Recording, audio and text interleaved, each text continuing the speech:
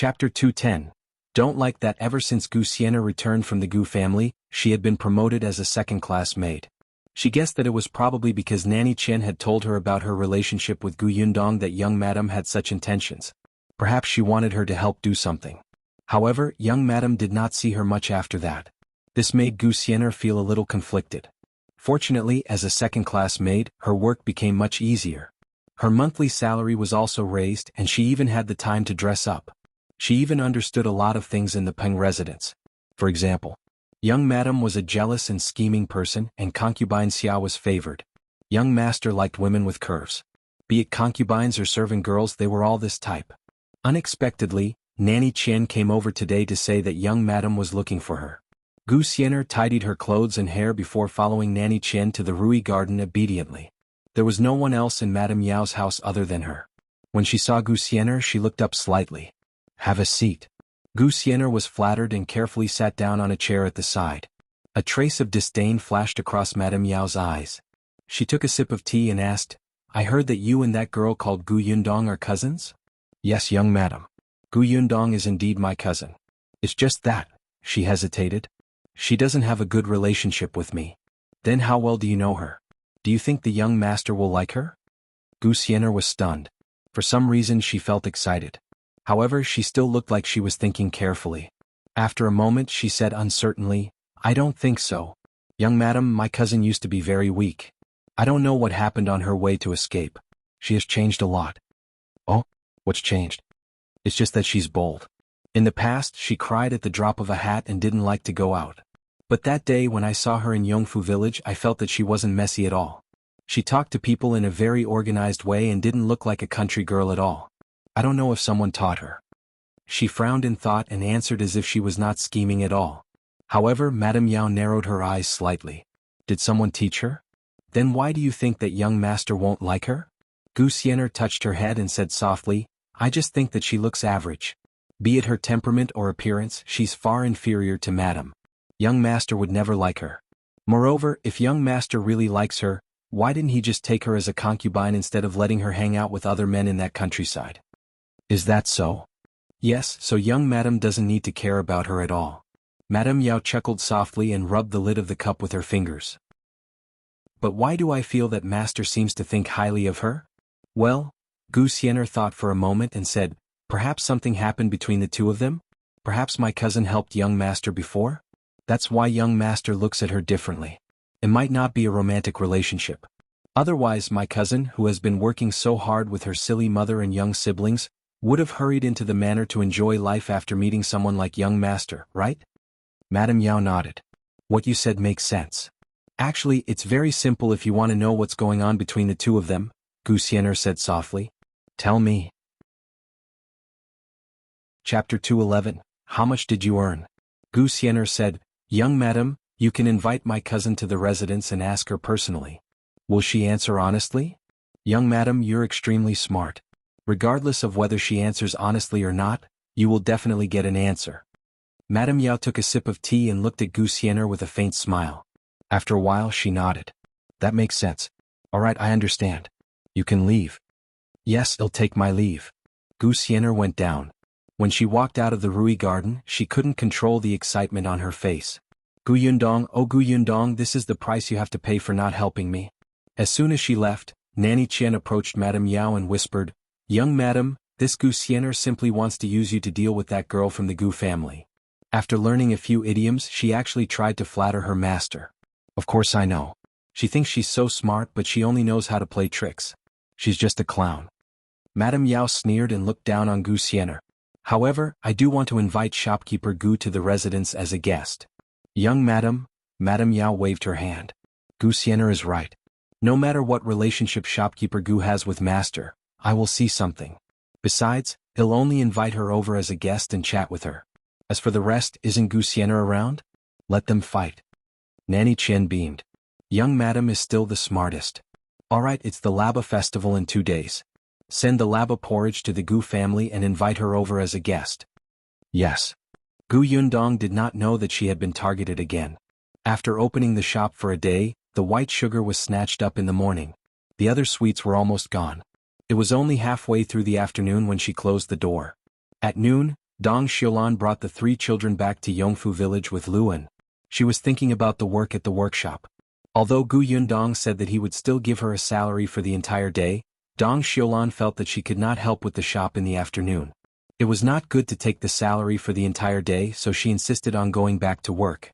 She went back, but Lu Wei didn't leave. Seeing that the shop was closed, he hurriedly came over. "Quick, take a look at how much money we earned today." Gu Yundong glanced at him. "You're an outsider. Why should I count the money in front of you?" Lu Wei was speechless. Friendship over, friendship over. He turned around angrily and left. After taking 2 steps, he came back unwillingly. He glared and said, "Even if you didn't say it, I could have deduced it. How many caddies of sugar did she sell today and how many candies did she sell? Did she think he was blind?" Gu Yundong gave him a thumbs up. "Not bad. I thought you were just bragging to others. Turns out you know what you're doing." Lu Wei raised his eyebrows. After all, I'm the young master of the Lu family. Alright, hurry up and count. In fact, Gu Yundong already had an idea. After all, the price of white sugar was set there. In addition, almost everyone had 5 caddies today. She even saw some people buy another 5 caddies after buying 5 caddies. There were also many people who bought second-rate sweets. The shopkeepers next door thought that white sugar was too expensive. In addition, those rich young masters had it, so they simply bought second-rate sweets to try. Gu Yundong took out the money box and saw that it was filled with banknotes and silver pieces. She slowly took a deep breath.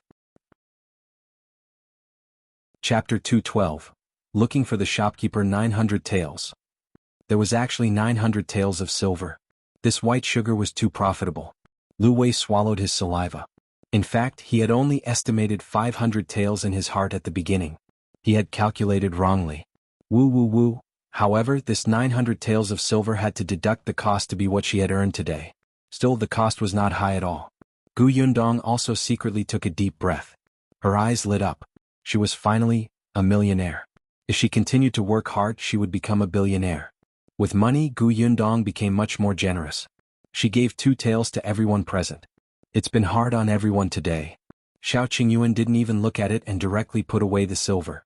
The 4 members of the Tong family held the silver and beamed with joy. Madame Yang thought for a moment and took a bite. Realizing that it was real, she handed it to Gu Yundong very preciously. "Keep it. It won't be lost." Gu Yundong took it. "Alright, let me know what you want to buy later." Gu Yunshu stared at the silver in his hand. It was 2 taels. This was 2 taels, a whole 2 taels of silver. The little guy chuckled and put the silver into a small bag in his bag. Yes, he would save it for now. In the future, if his family needed it urgently, he would hand it to his eldest sister. Gu Yunka tilted her head and stared at the silver. She did not know much about 2 taels of silver and did not even know what to buy. She gave it to Gu Yundong. "He'll give it to eldest sister."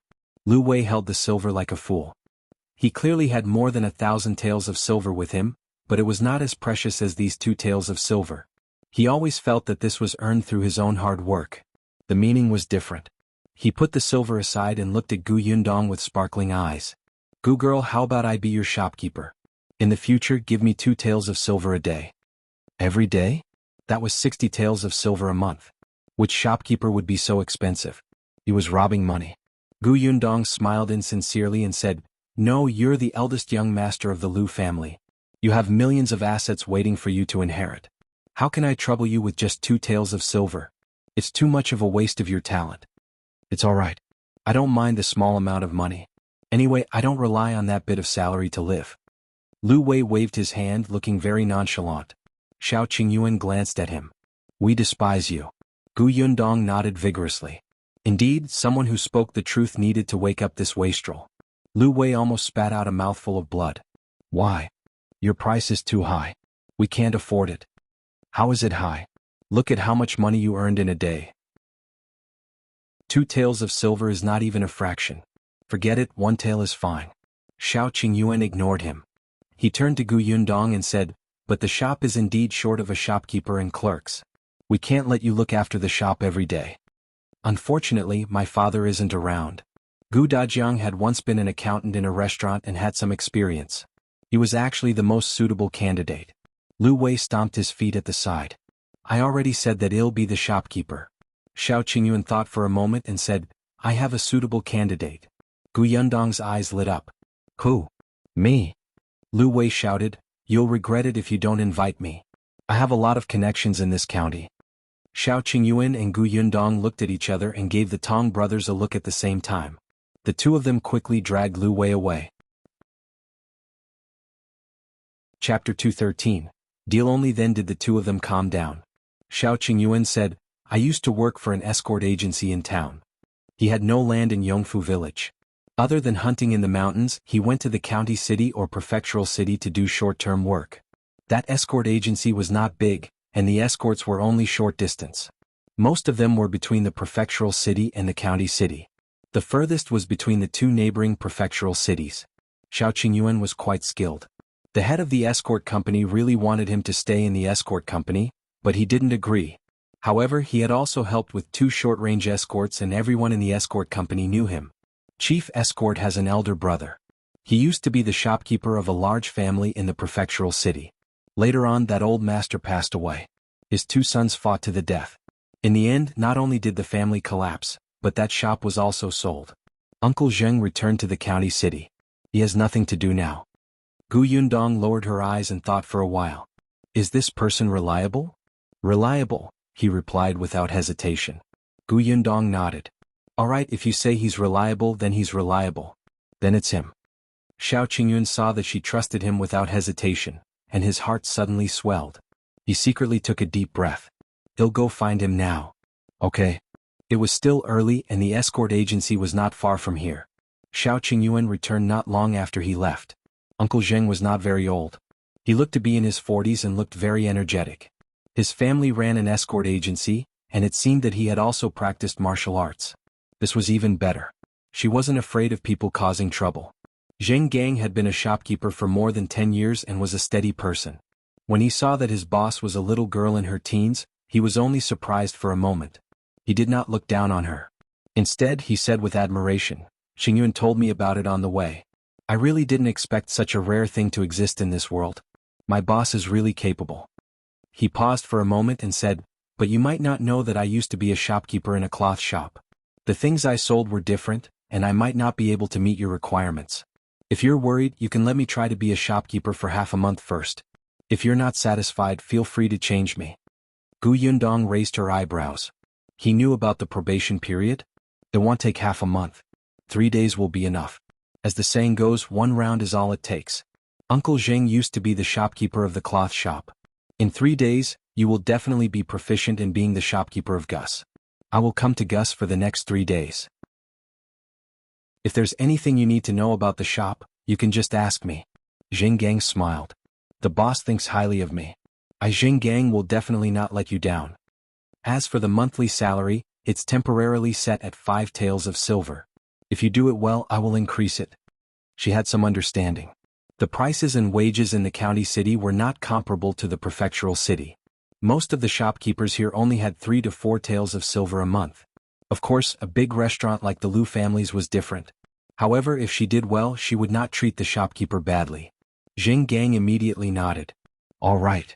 When he was a shopkeeper in the prefectural city, he only earned 5 taels a month. He had worked for many years before raising it by 2 taels. After agreeing on the time for work the next day, Zheng Gang went back. Now that the shopkeeper had been confirmed, she still needed a waiter. This waiter did not necessarily need to be experienced. With Zheng Gang leading him, it was not a big problem to help move the goods in the shop and entertain the customers. The most important thing was to be clever. At the mention of cleverness, a person flashed across Gu Yundong's mind. Chapter 214. Zhuangzi. Gu Yundong's mouth twitched at the thought of this person. However, after thinking about it, she still felt that he was the most suitable. Therefore, after returning to the village at night, she went straight to the Shi family. When the parents of the Shi family saw her coming, they were stunned for a moment, thinking that she was looking for them for the matter in the field. Unexpectedly, Gu Yundong was looking for Zhuangzi. Zhuangzi had never been at home, especially recently. He often left after eating in the morning with a few steamed buns and only returned when it was dark. Shi Dashan asked a few times, but he couldn't get anything out of him, so he let him be. In any case, ever since he stopped hanging out with Hu Liang, there had been no rumors of him sneaking around. The corners of Gu Yundong's mouth twitched. She could roughly guess where Zhuangzi had gone. However, before she could look for him, Lan Huar said, I know where my brother is. I'll go look for him." With that, Lan Hua ran off. Gu Yundong could only continue to wait at the Shi residence. Sure enough, not long after, Zhuangzi ran back while panting. "Miss Gu, why are you looking for me?" He had been working hard recently. Although Gu Yundong had not told him to keep an eye on Zhao Dafa, he felt that Madame Feng and Zhao Dafa must have something going on. He wanted to find out about their affair no matter what. Therefore, other than spying on Madame Feng and her daughter, he also had to visit Zhao Dafa from time to time. He was so busy that he didn't even have time to eat. But damn it, the two of them had only met once. He didn't know if it was because they had fallen out last time, but there had been no movement since then. Zhuangzi was very worried. If he had known, he would have called the entire village over the last time he saw them alone. He had missed an opportunity.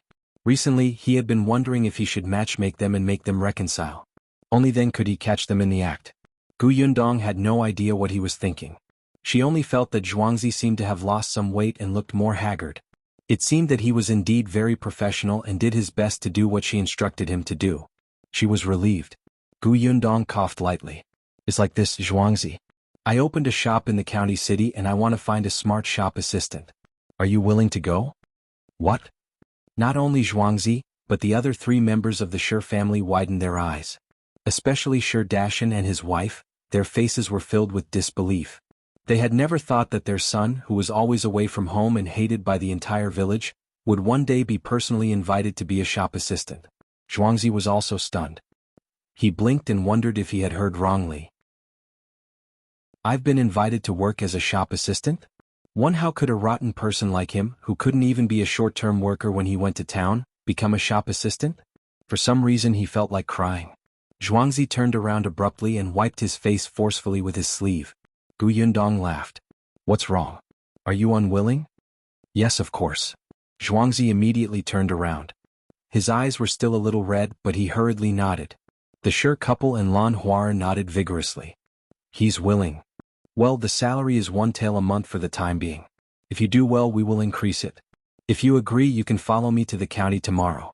There's a courtyard there that you can stay in. You can come back if you want. If it's too late and you're too tired, you can stay in the shop."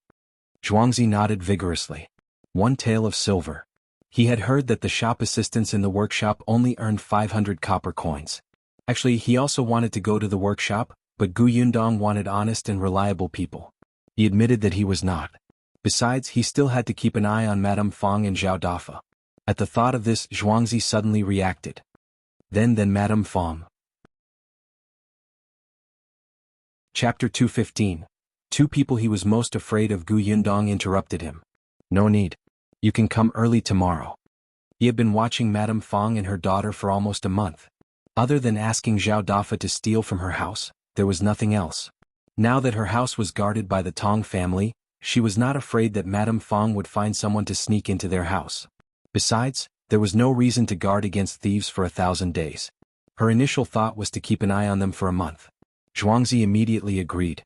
After Gu Yundong left, he reached out and slapped himself hard. Then he asked his parents, "Am I dreaming?" "It's not a dream. You can really become a worker in the county city." Shi Dashan's honest face was filled with excitement. He patted his shoulder heavily with his rough palm. He also nodded repeatedly. Her son was finally promising. 1 tael of silver a month. "Your father and I also have a salary every month now. Now that you have something serious to do, you can get married soon." In the past, her poor son did not have a good reputation. He idled around all day and the matchmakers would take a detour when they saw him. Now, she could even imagine the scene of her hugging her grandson in the near future. Zhuangzi took a deep breath and looked at his parents. He suddenly realized that they were different from before. That's right. Ever since they helped the Gu family manage the orchard, the two of them had been in high spirits and full of energy. Now that he had work to do, their lives would get better in the future. In the end, he looked at Lan Hua and saw that her face was red and excited. He immediately smiled. "Wait for me to save up your dowry." The next day, Zhuangzi changed into his best set of clothes and waited at the entrance of the Gu residence before dawn. When Gu Yundong went out, she was almost shocked by the figure in the corner. She thought that Madame Feng had found someone to spy on her as soon as she asked Zhuangzi to come back. When she saw who it was, she wanted to kick him out. Zhuangzi chuckled. "Miss Gu. No boss, do we have to leave?" Gu Yundong asked Gu Yunshu, who was also going to school, to get into the carriage before sizing him up. Then she frowned slightly. Although Zhuangzi was wearing the best clothes, there were still 2 patches on the corner of his shirt. This wouldn't do. The shop assistant was the face of the shop. If he wore patched clothes, others would think that she was abusing her employees and it would affect her reputation. It seemed that she had to think about the work clothes. She asked Zhuangzi to get into the carriage too. The latter shook his head and sat beside Father Tong. He'll sit outside with the old man. Yundong did not try to persuade him anymore. Then Zhuangzi watched as Shao Qingyuan came out of the Shao family's house. When he saw him sitting on the shaft of the carriage, the guy naturally entered the carriage. Zhuangzi's eyes widened and he shuddered violently. No, he couldn't be afraid. What was there to be afraid of? He hadn't offended Shao Qingyuan. Right, I heard that the workshop is half Shao Qingyuan's, so he also has a share in this shop? Does that mean he's my boss too? The 2 people he was most afraid of were actually his bosses. How did he end up in such a situation? Why did he take things so hard? The carriage entered the county city. Yundong first sent her brother to school, then went to the clothing store and asked Zhuangzi to choose suitable clothes. Zhuangzi was extremely excited. Gift? I can choose anything? Shao Qingyuan's cold gaze shot at him. Zhuangzi suddenly shivered and felt a chill on his neck, as if he would be separated from his head at any time. He moved to the side weakly. Chapter 216. Uninvited guest. Yundong glared at him. Dream on. Do you want to choose silk?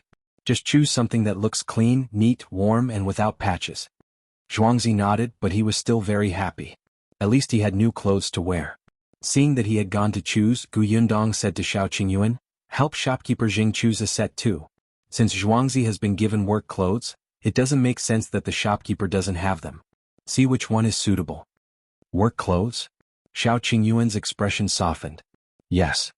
Yundong pointed at Zhuangzi. We can't let him wear those clothes to entertain the guests, right? Treat it as a benefit in our shop. Our shop? Shao Qingyuan's expression brightened. All right, I'll choose.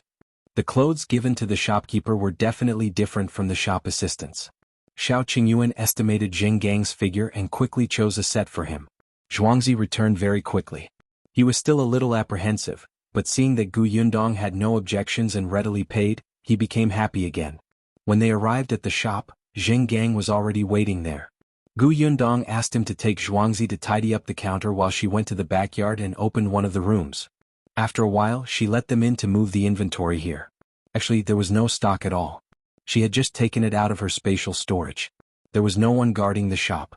How could she dare to leave it here? In the future, she planned to send someone to deliver it every day so her family might need to buy a mule cart. After arranging the goods, Yundong opened the door. The guests outside the door had arrived early. How could 5 caddies of white sugar be enough yesterday? This morning they had sent the servants to buy it. Even some of the owners in the surrounding shops wanted it. After all, Zheng Gang had many years of work experience. At first he was not used to it, but after a while he was at ease and quickly got to work. Zhuangzi was inexperienced, but he was indeed quite smart and full of energy. He worked very hard in his studies and welcomed people with a smile the entire day. Although the smile at the beginning made Yundong feel that it was very wretched. In addition, with Shao Qingyuan holding the fort, the order was still very stable today. Yundong knew that there would definitely be a lot of customers for white sugar during the first 3 days. Some people would repeatedly buy a few more kilograms or give them away or sell them in the prefectural city. Yundong could not care less. The amount she produced was limited, and it was only a small matter. The imperial court was the main force, and they did not care about her small amount of candy. After a busy day, Yundong was quite satisfied with Zheng Gang and Zhuangzi. However, during lunch she saw Zhuangzi take out 2 hard and cold pancakes from his pocket and her eyebrows could not help but twitch. There was a kitchen in the backyard of the shop. Yundong could just let them use it. Surprisingly, Zhuangzi actually knew how to cook. Although it was average, he would not starve to death. Yundong thought for a moment and gave them an extra 500 copper coins to buy the ingredients and cook for themselves. It could be considered free lunch. 500 copper coins was completely enough. Zhuangzi was extremely excited and so was Zheng Gang. He had originally asked his wife to deliver lunch to him every day. The next day was the Laba festival. Yundong asked the Tong family's mother-in-law and daughter-in-law to make a large pot of laba porridge for the holiday. She also planned to go to the shop and stay for half a day before coming back. Zheng Gang and Zhuangzi were basically fine. However, just as she was about to go home, an uninvited guest came to the shop. Chapter 217. Finally here it was Nanny Qian. She carried a basket with a smile. "This is labo porridge. Young madam asked me to send it over. Miss Gu has just arrived in Feng County. You can try our local labo porridge and see if it's any different from yours." Gu Yundong was a little surprised. Why did Madame Yao send her labo porridge? However, Nanny Qian quickly resolved her doubts. Young madam said that she came to Gus with young master to celebrate Miss Gus opening a few days ago. She hit it off with Miss at first sight. Unfortunately, there were many guests that day and business was booming. Miss was busy, so our young madam didn't have the chance to talk to Mississippi. As Nanny Qian spoke, she took out an invitation. Seeing that Miss' shop has stabilized over the past few days, young madam wants to invite Miss into the residence as a guest. Coincidentally, there's a plum garden in the Peng residence. At this time of the year, the plum blossoms are blooming. Young madam sent me over to send Miss an invitation. Please don't decline. Huh? Gu Yundong asked. Guest? Invite her to the Peng residence to admire the plum blossoms? No. She didn't have any romantic cells in her. She was a vulgar person who only wanted to earn money every day and didn't have time to admire the flowers. She had no intention of interacting with Madame Yao. Gu Yundong wanted to refuse, but Nanny Qian seemed to have seen through her intentions and added, Miss Gus' cousin Gu Xian'er also misses you quite a lot. It's just that it's not convenient for her to come out at will now. Miss Gu, you can go and visit her and catch up with her. Gu Yundong swallowed his words. She knew it. She hated it when these rich families beat around the bush. Couldn't you just use Gu Xian'er's name to look for her? Gu Yundong accepted the labo porridge and invitation. Your young madam is so sincere in inviting me. I'll definitely go. Thank you. Nanny Qian's mission was completed, and her smile became more sincere. Then I'll go back first. Miss, no need to see me off. Gu Yundong smiled. Seeing that she had left, Zhuangzi came over. Boss, our shop is too popular. Even the Peng family has sent you labo porridge. He had truly felt the business of the past 2 days. If not for the purchase quota, their sugar might have been sold out the moment the shop opened. Gu Yundong held the invitation card in her hand and handed the labo porridge to Zhuangzi. Just nice, you can share this labo porridge. For us to eat? Yeah. Zhuangzi couldn't wait to open the lid. His eyes lit up. The labo porridge in Peng Manor was indeed different. There were many ingredients such as river rice, white fruit, walnut kernels, chestnuts, red dates, longan and so on. To Zhuangzi, it was even more sumptuous than the Spring Festival's food. Gu Yundong also glanced at it, then retracted her gaze and went back with the invitation. Zhuangzi immediately went to find bowls and chopsticks to share with Zheng Gang. Yongfu village was very lively. The Laba festival was a day to worship ancestors and gods and pray for a bumper harvest and auspicious luck. Every family had more or less prepared labo porridge. Even if the ingredients were not rich, it had to be done. The workshop was not on holiday, but the labo porridge that Gu Yundong had asked the Tong family's mother-in-law and daughter-in-law to cook in the morning was very sweet. She gave everyone in the workshop a big bowl to bring back. Everyone in the workshop looked at the full bowl of labo porridge and their smiles never faded. As expected, working in the Gu family's workshop was simply too good. After eating the porridge, they worked even harder. Gu Yundong had been busy for 2 days and had almost forgotten the date she had agreed on with Madame Yao. Chapter 218. Going to the Peng residence again this morning, Gu Yundong instructed Shao Qingyuan on some matters in his workshop and planned to go straight to the county city. Shao Qingyuan knew about Gu Xian'er's relationship with her and was worried. Gu Yundong laughed. I'm not afraid of her. I'll deal with whatever comes my way. It's fine if she knows her place, but if she really dares to approach me, I can teach her how to behave. With that, she was about to leave with Gu Yunshu. Unexpectedly, this little fellow ran straight to the Zhong family. Not long after, he mysteriously carried a huge bag out and climbed into the carriage. Gu Yundong was surprised. What are you bringing to school? The kid blinked as if wondering if he should tell her. Gu Yundong sighed. You've grown up and have secrets with eldest sister. I'm sad. With a whoosh, Gu Yunshu immediately tore open the bag and pushed it in front of her. Gu Yundong's heartbroken expression disappeared in a second. She lowered her head and picked up the school bag on the bag. She looked up at Gu Yunshu. The latter was still surprised by the speed at which his eldest sister's expression changed. He looked conflicted. 1, 2, 3, 4. Are you very short of school bags? Gu Yunshu was taken aback and quickly shook her head.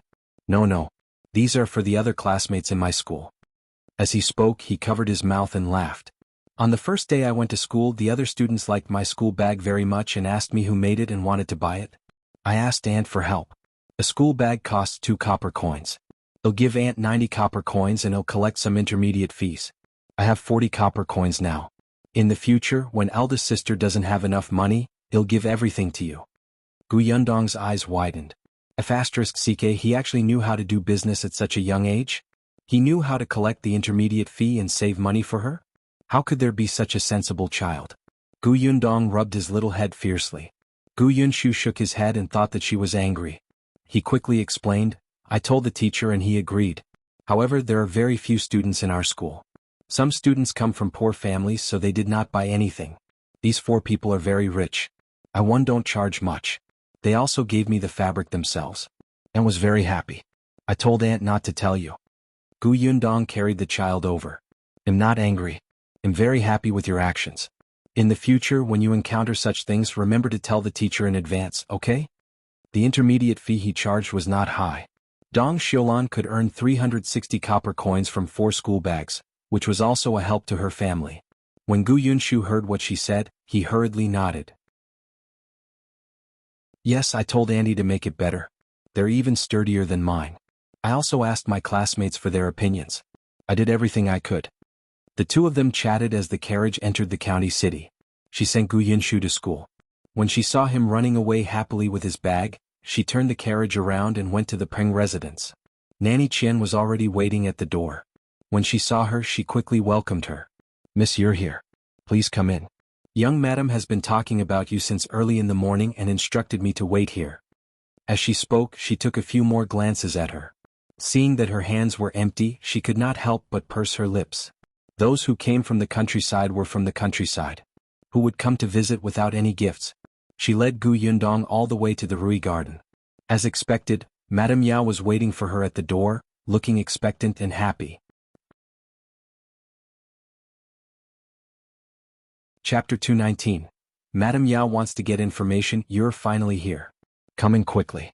Nanny Qian, pour tea for Miss Gu.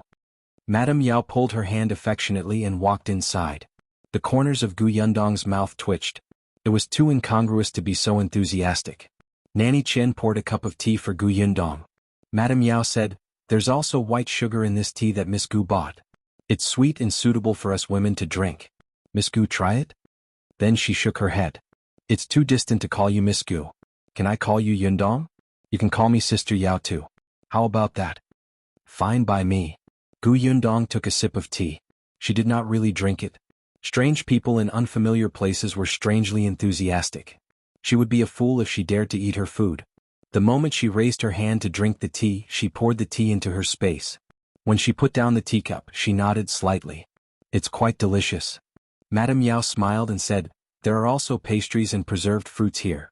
Yundong, don't stand on ceremony. As for me, the last time I saw you, I felt that you suited my taste. We're both straightforward people, so we'll definitely be able to talk together. It's also my master's fault. He knew you long ago and didn't think of introducing you to me. He didn't invite you over either.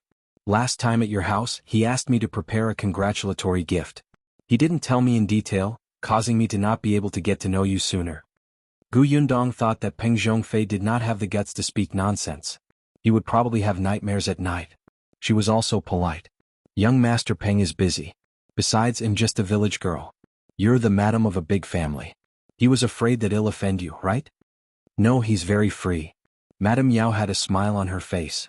And he's full of praises for you. How could he be afraid that you would offend me? Praise? Peng Zhongfei must be crazy. Speaking of which, I still don't know how you met my master, Yundong. I asked my master, and he only said that he hadn't known you for long. Tell me, I'm quite curious. I've been married to my master for several years, but this is the first time I've seen him so protective of a little girl. The corners of Gu Yundong's mouth twitched. Very good. This was a very interesting question. How did they meet? She thought for a moment and said, Actually, there's nothing special. It's just that I got to know young Master Lu first.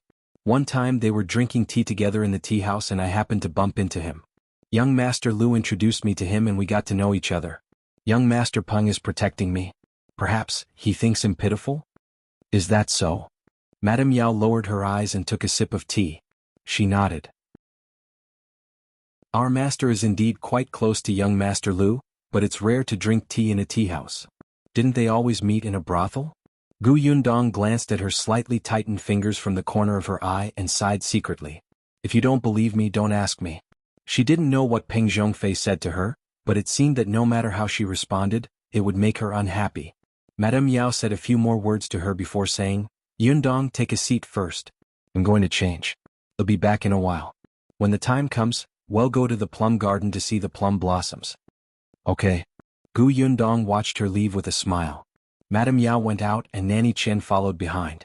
As soon as the two of them left the Rui garden, Madame Yao's expression changed. She's just a country girl.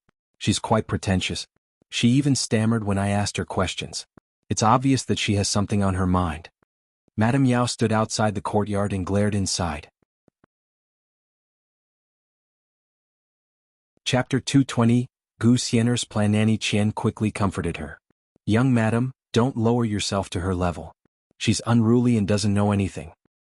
I think she's very smug. I said that master was protecting her, and she shamelessly admitted it. Pitiful. Concubine Xia also said that she was pitiful back then, but in the end she was brought into the residence by young master. Is she hinting to me that she will enter the residence one day? Nanny Qian nodded repeatedly and echoed. Her thoughts were seen through by young madam at a glance. Madame Yao was furious. In the past, there was a concubine Xia who would beat around the bush and refuse to speak honestly. In the end she turned around and complained to her master. This Gu Yundong was the same as concubine Xia.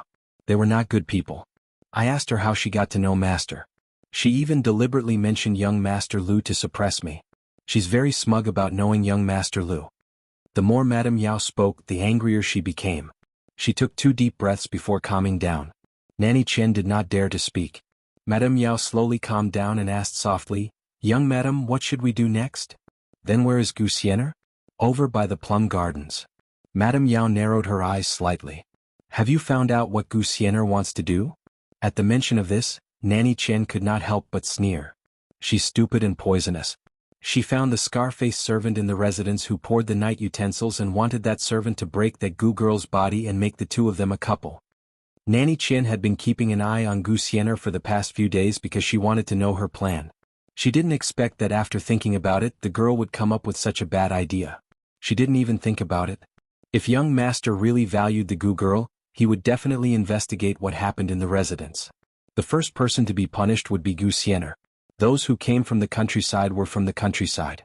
Even after staying in the residence for a few months, they were still like this. Except, young madam, will this matter implicate you? Madame Yao said nonchalantly, I only invited Gu Yundong over as a guest. It was the 2 sisters who had a conflict. The one who committed the crime will be Gu Xian'er. What has it got to do with me? At most, I'll be reprimanded by master. Would he punish me for a broken girl? With that, Madame Yao returned to the Rui garden. When she saw Gu Yundong sitting there quietly, she immediately smiled. Sister Yundong, you've waited for a long time. Let's go. The plum garden is over there and not far away. It's a good season for plum blossoms to bloom. The scenery is extremely beautiful. Gu Yundong followed her to the plum garden and indeed saw Gu Xian'er there. Seeing this, Madame Yao smiled and said, I heard that the 2 of you are cousins. You've been separated for so long, so you must have a lot to talk about. Why don't you take a walk in the plum garden? I won't disturb you anymore. I'll go over there and pick a few plum blossoms. Gu Xian'er was about to agree. But Gu Yundong shook her head and said, No need. Sister Yao probably doesn't know. Although she and I are cousins, our relationship has never been good, so there's nothing much to say. I'll go pick plum blossoms with Sister Yao. I wonder if it's convenient for me to bring a few back. Gu Xian'er, Madame Yao was speechless. Nanny Qian was also speechless. However, Gu Yundong was the first to walk into the garden. She looked slightly happy. Why do I have to listen to you? Do I have to jump down obediently even though I know it's a trap? Madame Yao frowned deeply. If Gu Yundong was not alone with Gu Xian'er, how could they fight? Gu Xian'er was furious. She had already made arrangements. Why couldn't Gu Yundong be more obedient? Chapter 221. Peng Zhong is here. The 4 of them had different thoughts and could only walk into the plum garden together. Gu Yundong quite liked this place. The Peng family was indeed rich and imposing. They had actually opened up such a large plum garden. In the future, when she had money, she would also get a plum garden or peach blossom forest. It would definitely be very comfortable. Madame Yao was not in the mood to admire the flowers behind her. From the corner of her eye, she saw Xian'er, who was far behind. She could not help but feel angry. What a useless thing. As she was thinking, she suddenly saw her maid, Zhenzhu, rush over from behind. She did not look too good. Madame Yao stopped in her tracks. Zhenzhu whispered into her ear, "Young madam, young master heard that Miss Gu was here and insisted on coming over. We couldn't stop him." Madame Yao's expression suddenly turned ugly. "Didn't you say that he left early in the morning?" "He just came back." Zhenzhu lowered her voice. When Miss Gu came over, she happened to be seen by a servant in young master's courtyard. Young master immediately knew when he returned. He didn't even return to the courtyard and came straight here. Madame Yao glanced at Gu Yundong with a dark expression. Master indeed treated her differently. She secretly took a deep breath, squeezed out a smile and said to Gu Yundong, "Sister Yundong, master is here. He'll go and say a few words. He'll be back soon." "Peng Zhongfei is here?" Before Gu Yundong could reply, Madame Yao had already left in a hurry. After a while, the sound of voices could be heard. It was not far away and one could vaguely hear Peng Zhongfei's raised pitch. Why did it sound like they were about to quarrel? Gu Yundong thought about it and did not go over. She waited quietly for a moment. On the other side, Madame Yao almost quarreled with Peng Zhongfei. As soon as she left the plum garden, she saw her master standing in the pavilion and looking over. She tried her best to suppress the anger in her heart and squeezed out a smile to welcome him. When Peng Zhongfei saw that she was alone, he frowned and asked, "Where's the Gu girl? Didn't they say she was here?" Madame Yao closed her eyes slightly and reminded herself that her master had always been like this. She was already used to it. "Master, don't scare my esteemed guest. Look at how travel-worn you are. You should go back and tidy up first. Sister Yundong will be having lunch here. If you have anything to say, say it later." Peng Zhongfei did not want to wait. He happened to have something urgent to talk to Gu Yundong at the moment and did not have the patience to return to his courtyard. Besides, wasn't he quite neat and clean? Hence, he waved his hand and said to Madame Yao, "Since the Gu family's girl is having lunch at home, go tell the kitchen to make some delicious food. Draft the menu yourself. I have something to discuss with the Gu family's girl." Madame Yao could not hold the smile on her face at all.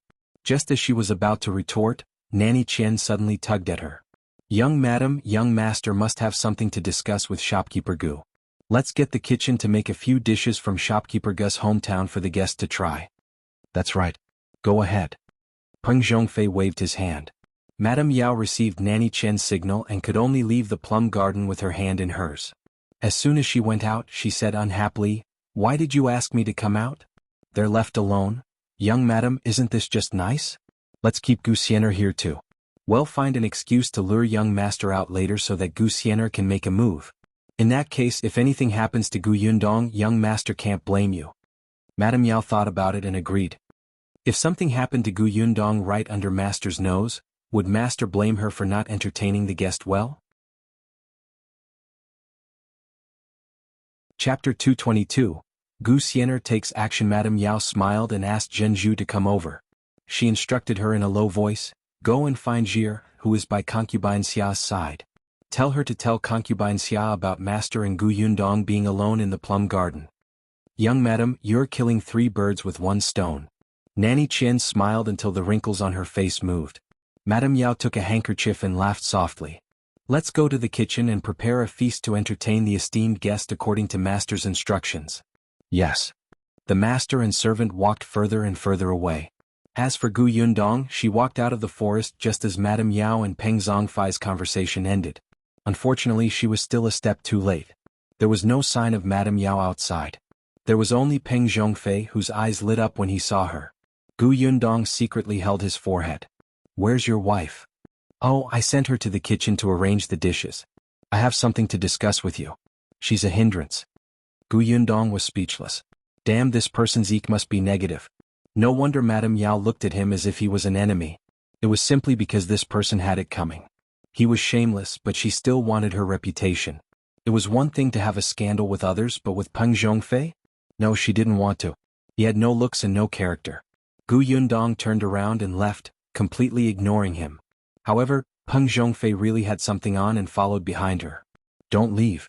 I want to talk to you about the workshop. Gu Yundong stopped in her tracks. Forget it. If she wanted to go out directly, she did not know which way to go. There were people coming and going outside the plum garden. There would be more rumors when they saw them. Madame Yao had already let them be alone. They had probably already decided in their hearts. She simply walked to the pavilion and sat down. Peng Zhongfei immediately sat opposite her. I didn't have a chance to talk properly in your shop last time. There's a question I've been wanting to ask for a long time. When did you become so familiar with Lu Wei? Didn't you just meet for the first time in my residence last time? Gu Yundong suddenly sat up straight. Was he, suspecting what had happened last time? She looked up at Peng Zhongfei and met his sincere gaze. Then she confirmed that he was just really curious. Gu Yundong coughed lightly and said, Didn't Lu Wei find someone to bring him into the mountains to hunt some time ago? The person he found happened to be my neighbor. After a while we became familiar with each other. Peng Zhongfei nodded. This topic was over. But did you really not collaborate with the Lu family in your sugar business? No. Peng Zhongfei leaned forward. Then how about we cooperate? Gu Yundong gave him a strange look. The Peng family should know who was taking the bulk of the sugar benefits now, right? How dare he say that? However, Peng Zhongfei was different from what she thought. I heard that your workshop hasn't been built yet? Gu Yundong was about to nod when she saw a figure walking over from the corner of her eye. She looked up and saw Xian'er carrying 2 cups of tea over. Peng Zhongfei also saw it and was instantly dissatisfied. Didn't I tell you all to go down? Xian'er lowered her head obediently. Young madam instructed this servant to serve young master and the esteemed guest well. This servant is just here to serve tea. Peng Zhongfei was a little thirsty, so he nodded. Gu Yundong saw that the colors of the 2 cups of tea were different. She thought for a moment and asked, What tea is this? This is Qihong. Young master's is pure tea. Gu Yundong swapped the 2 cups of tea. I've never had pure before. Young master Peng, do you mind exchanging with me? Chapter 223:1 Advise you to be a human. Peng Zhongfei didn't care at all. What's wrong with that? You haven't drunk pure before. Coincidentally, I have it at home. They'll get the servants to prepare some for you later. You can take it back and drink it slowly. Gu Yundong thanked him and picked up the cup of pure tea. From the corner of her eye, she saw Xian'er's motionless expression. She changed the tea, but Xian'er was actually indifferent? Could it be that she was wrong and Xian'er did not tamper with the tea? On the other side, Peng Zhongfei had already picked up Qihong and taken 2 sips. Gu Yundong also covered the tea with her sleeves and poured all the tea into the space. Xian'er was satisfied and left with a smile. Gu Yundong narrowed her eyes slightly. Xian'er must have done something, but she did not seem to mind that the 2 of them had changed teacups. Then there was only one possibility. There was something wrong with both cups of tea. With Xian'er's guts, she definitely wouldn't dare to harm Peng Zhongfei. There shouldn't be anything in the tea that would harm his life. Gu Yundong thought about it and felt that there was a 50% chance that she had added something arousing. If that was really the case, Xian'er wanted something to happen between her and Peng Zhongfei. Then Peng Zhongfei might take her in. Coupled with Madame Yao's personality, she might be jealous and kill her out of jealousy. Gu Yundong was disgusted by Xian'er's actions. However, there was one thing that she could not figure out. Did Madame Yao know about Xian'er's plan? What are you thinking about? I'm talking to you. Peng Zhongfei's irritable voice sounded in her ears. Gu Yundong suddenly came back to her senses. Oh, are you asking me about the workshop? I'm listening. Our workshop has indeed not been built yet. What do you mean by cooperating with me? Peng Zhongfei was slightly satisfied. Then he said mysteriously, Your workshop hasn't been built yet. It's just nice. I just got a workshop. It's not far from your village. How about I let you use it? But can you sell me more white sugar? I need at least 50 kilograms a day. 5 kilograms is too little. 50 kilograms. When he sold it, he did not know how much money he could earn. The higher-ups meant that they could not get involved in Gu Yundong's sugar business, but this was a normal transaction and was not against the rules. Gu Yundong exclaimed, A workshop not far from our village? Did you buy it? That's right. I bought it. I spent 10 taels of silver and got something for free. I got a workshop and the owner gave his daughter to me as a concubine. His disdainful expression was very annoying. Gu Yundong could not help but frown. She felt that there was something wrong with his words. Looking at Peng Zhongfei's smug expression and thinking about how he wanted to forcefully occupy her blueprint, A bad feeling surged in her heart. Don't tell me you bought it forcefully. Not only did you occupy his workshop, but you also want his daughter to be your concubine? Peng Zhongfei snorted coldly. It's that family who doesn't know what's good for them. I was polite before resorting to force. I came personally to propose with sincerity and even promised to give them 50 taels of silver. In the end, they actually dared to take out a broom and beat me out. Fine, they refused a toast only to drink a forfeit. Then don't blame me for being ruthless. F***CK, you're actually very proud of yourself for doing such a shameless thing? Indeed, a dog can't change its habit of eating shit. Gu Yundong resisted the urge to beat him to death and planned to persuade him to be human. In the end, a maid ran over and panted. Young master, concubine Xia has fainted. Peng Zhongfei was speechless. He silently turned to look at Gu Yundong. Why is it that every time you come to my house something happens? He is probably telling you not to do evil. Gu Yundong pointed to the top of her head. God is everywhere.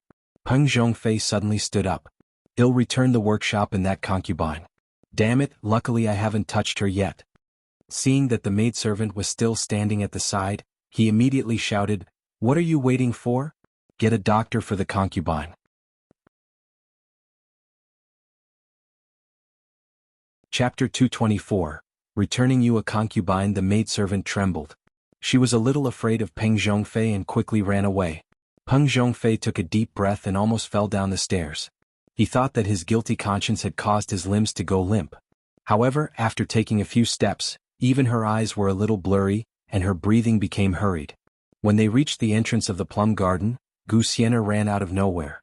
Young master, are you all right? I'll help you back to your room to rest. Peng Zhongfei nodded randomly. He also realized that something was wrong with himself. However, he felt that this must be the old man in the sky punishing him. He was so afraid that he was about to die.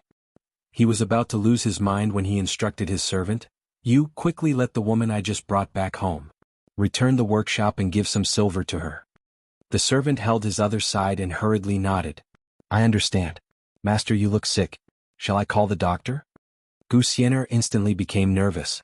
Just as she was about to find an excuse, Peng Zhongfei waved his hand. No need. I'm fine. Hurry up and do what I instructed. He'll be fine after resting for a while. Deep down he felt that as long as he made up for her, he would be fine. Hurry up and go. I don't need your help. The servant could only let go and instruct Xian'er to take good care of the young master before running away in a hurry. Xian'er heaved a sigh of relief and quickly brought Peng Zhongfei to a house near the plum garden. After placing him on the bed, she hurriedly returned to the plum garden. Gu Yundong had actually seen the situation on Peng Zhongfei's side from afar. When she saw Xian'er return, her guess was 70 to 80% confirmed. She immediately leaned against the pillar at the side and panted, her fingers trembling slightly. Xian'er's face lit up. The plan had succeeded. Without another word, she helped Gu Yundong up. Seeing that she wanted to push her away, she hurriedly said, Cousin, I know you don't like me, but look at you. You can't even walk now. I'm afraid you're not feeling well. Let me help you to rest and get a doctor for you. As she spoke, she pulled her forward roughly. Gu Yundong simply put her weight on Xian'er and let the girl take her to the house where Peng Zhongfei was previously. Seeing that Peng Zhongfei had already started to strip, Gu Yundong completely understood Xian'er's plan. Cousin, enjoy it slowly. Xian'er finally smiled sinisterly and threw Gu Yundong onto the bed. However, just as she was about to turn around and leave, she suddenly felt a pain in her back shoulder. Then her body slowly fell back and she lost consciousness. Gu Yundong parted ways with her. She clapped her hands and tidied her clothes. Without even looking at Peng Zhongfei, who had already pounced on Xian'er, she strode out of the room. Since it's enjoyment, I'll leave it to you. Didn't Peng Zhongfei lack a concubine? She had to return one to him. He should be grateful to her. She just didn't know how Xian'er would face Madame Yao's anger and concubine Xia's methods after becoming the Peng family's concubine. Gu Yundong returned to the plum garden and started to pluck the branches excitedly. When she came out with a large bouquet of plum blossoms, Madame Yao still had not returned. She smiled. She really did not understand what Madame Yao was thinking. However, just as she reached the pavilion, a short man in servant clothes with a scar on his face and a wretched smile walked over. Chapter 225. Madame Yao has fainted. Gu Yundong had just frowned when she heard him ask, You're Miss Gu, right? Are you feeling unwell? Do you feel very hot? Do you need my help? As he spoke, he approached her. In the next moment, a stench assaulted her face. Yundong was so frightened that she immediately took a step back. Stop right there. Don't come over. I'm fine. I'm not feeling unwell. I don't need your help. The man frowned. The scar on his face became more distorted because of this action, and he looked a little fierce. Yundong could not figure out where this person came from, but his question was very strange, as if he had guessed what would happen to her. Seeing that the man was coming forward again, Yundong immediately walked out of the plum garden. The man immediately chased after her. Because of the smell on his body, Yundong had no intention of fighting him. She broke into a run. Not far from the plum garden, she happened to see Madame Yao and her servant. However, the two of them were chatting and laughing. Instead of going to the plum garden, they went to the Rui garden. Yundong sneered and rushed in front of Madame Yao. Young madam, what do you mean? Is this how you entertain guests? It's fine if you left on your own, but your master has also left. I can't even find him in the plum garden. I even met such a strange person. It's fine if he stinks, but his brain isn't clear and his words are incoherent. Young madam, even if you don't like me, you don't have to disgust me like this. Since I'm not welcome here, I'll go back now. I didn't even want to come. Madame Yao was shocked by the person who rushed in front of her. Before she could see clearly, she was shocked by her crackling sound and took a step back. When she finally understood what Yundong meant, Yundong had already flicked her sleeves and left. Madame Yao blinked and looked at her departing back. Then, she looked at the servant with a scar on his face. At this moment, this person had already slipped away. Madame Yao suddenly came back to her senses and quickly pointed at Nanny Qian. Quick, get her back. They'll chase her now. Nanny Qian was also a little confused and chased after Yundong. Madame Yao paced around for a while before she looked puzzled. What's going on? Didn't Xian'er have a plan? Why did Yundong run out? Can't that servant even stop a person? Nanny Qian returned very quickly. With her old arms and legs, and she was already left behind, how could she catch up? When she ran out of the door, she was already gone. The more Madame Yao thought about it, the more she felt that something was wrong. She felt that something had vaguely exceeded her plan. She could not care less about Yundong and hurriedly said to Nanny Qian, "Let's go to the plum garden to take a look." Nanny Qian was also worried. The two of them went to the plum garden. Before they entered, they saw a few servants surrounding the house not far away and pointing at it. Madame Yao's eyelids twitched as she rushed over. The voice inside was too familiar. Who else could it be other than Peng Zhongfei? Madame Yao almost fainted. Nanny Qian quickly asked the other servants to leave and pushed open the door herself. The room was in a mess. When she saw the people inside clearly, Madame Yao couldn't breathe and really fainted. Nanny Qian panicked, and the Peng residents instantly fell into chaos. Yundong did not care about them. As soon as she left the Peng residence, she hurriedly got into the carriage and saw an unexpected person sitting inside. Why are you here? Chapter 226. Bringing news of the Peng residence. Shao Qingyuan couldn't be bothered to answer. However, when he saw her anxious expression, he immediately became nervous. How are you? What could possibly happen to me? Then why did you? It was as if someone was chasing after her. Yundong waved her hand. I'm not the one in trouble. Don't worry, we'll just watch the show from now on. She didn't ask why Shao Qingyuan was here anymore. She felt that it might not be good to ask too much. However, it was undeniable that there was an indescribable joy in her heart. Seeing that she was indeed fine, Shao Qingyuan heaved a sigh of relief and changed the topic. Do you want to go to the shop to take a look? Go ahead. She was in a good mood. Now that something like this had happened to Xian'er, it was no longer a problem. The carriage drove in the direction of the shop. Only then did she realize that the streets were much livelier than before. All kinds of New Year goods had already been placed. There was a folk song circulating in old Beijing. Children, children, don't be greedy. After Laba it will be the new year. It seemed like everyone was already preparing for the new year. Yundong thought of the villagers in the workshop. She turned to Shao Qingyuan and said, the workers can only take 5 days off for the new year at most. I'm wondering if we should distribute some New Year goods to everyone. When we recruit people in the future, there will be more people who will sign up. Shao Qingyuan nodded. When the time comes, we can buy some meat and some cloth. It's not good to give too much in the first year. It'll easily raise their appetite. If we give them too little in the future, they'll complain. Yundong thought so too. When she earned more money in the future, she would slowly increase the benefits. The two of them discussed how much they should pay as they spoke. When they arrived at the shop, they saw Zhuangzi sending a customer out with a smile. He looked energetic. It seemed that he had been very happy as a shop assistant recently. When Zheng Gang saw her coming over, he consciously told her about the situation in the shop and showed her the account book. Gu Yundong's eyes gradually brightened when she saw that the business in the shop was thriving. With the money, she planned to look for Gu Dajiang after the new year and visit Qing'an Prefecture first. In the following days, Gu Yundong became even busier. This was the first year since she arrived at Yongfu village. It was also the first year since she left the old Gu family and took charge. It was also the first year when she had money to buy New Year goods. Gu Yundong had bought everything early and even asked Gu Yunshu to ask Qin Wenjing for a few couplets. She even made 2 sets of new clothes for her family, including Shao Qingyuan. Yes, the Tong family also each had a set. The entire family was overjoyed and worked even harder. Gu Yundong was very satisfied with the Tong family. She thought that her business would definitely expand in the future, so she had the intention to train the Tong family. Hence, after finishing her work and eating, she would get Gu Yunshu to teach everyone how to read. Gu Yunshu clearly liked being a little teacher. His adult-like behavior amused Gu Yundong. The Tong family was even more excited.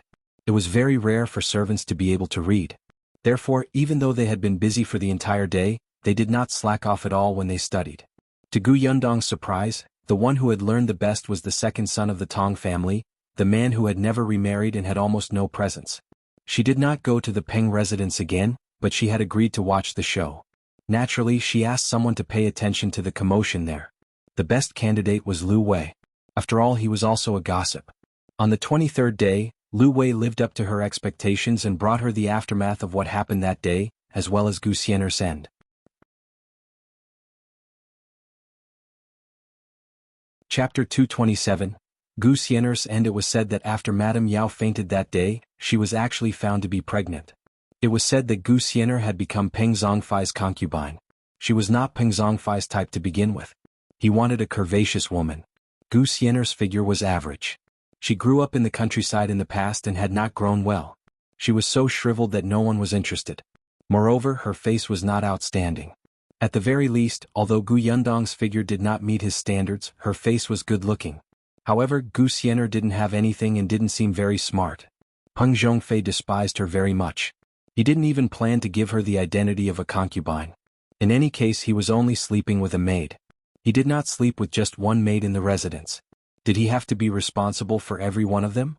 Peng Zhongfei was a scumbag. He would abandon any girl he had slept with. However, Gu Xian'er was indignant. She knew that there was no way to salvage the situation, especially since she was caught red-handed by Madame Yao. If she was just a maidservant, she believed that she would be a corpse tomorrow. Hence, she cried and told Peng Zhongfei that she was Gu Yundong's cousin. Gu Xian'er could tell that Peng Zhongfei definitely had feelings for Gu Yundong. It was because of this that she changed her mind and drugged Peng Zhongfei. She was also afraid that if that servant broke Gu Yundong's virginity, Peng Zhongfei would investigate thoroughly in anger. At that time, she would definitely be punished. Therefore, she changed her mind at the last minute and made Gu Yundong Peng Zhongfei's concubine. She would also become a thorn in Madame Yao and Concubine Xia's side. This way she did not have to do it herself. Gu Yundong would be killed by these two people. Unexpectedly, she was the one who fell into the trap. Gu Xian'er hated Gu Yundong to death. If possible, she wanted to strangle her to death with her own hands. However, she did not have the time. She could not even take care of herself. How could she have the time to find trouble with Gu Yundong? Her life was more important.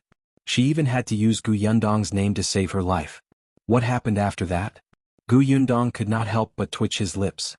She did not expect Gu Xian'er to be so quick-witted. However, as her protective umbrella, she felt very disgusted. Lu Wei said mysteriously, "As the saying goes, what makes you may also destroy you." Gu Xian'er did use her identity as your cousin to become a concubine, but Concubine Xia didn't know that your relationship wasn't good. She thought that the two of you had joined forces to enter the Peng residence to snatch her love. Therefore, Concubine Xia felt that Gu Xian'er was a huge problem. If she didn't get rid of her, Peng Zhongfei would be in the hands of the two sisters sooner or later. She would be completely thrown into the cold palace. How could she do that? Getting rid of Gu Xian'er became the thing she needed to do the most. Not only did she want to get rid of Gu Xian'er, but she also wanted to take the opportunity to deal with Madame Yao. Hence, Madame Yao lost her child because of Gu Xian'er. Madame Yao hated her to death. However, Peng Zhongfei had only given her a small punishment because of Gu Xian'er and Gu Yundong. Madame Yao was not satisfied. She told Peng Zhongfei that the two of them were like fire and water. That day in the plum garden, Gu Xian'er had wanted to set Gu Yundong up with the servant who poured the urine. In the end, Gu Yundong was fine and she climbed into young master's bed. When Peng Zhongfei heard this, he was even more convinced that Gu Yundong had been blessed by someone to escape safely. After further investigation, Madame Yao was indeed telling the truth. Peng Zhongfei hated Gu Xian'er to the core and handed her over to Madame Yao to deal with. He originally wanted to punish Madame Yao. He was not a fool and naturally knew that there was something wrong with Madame Yao.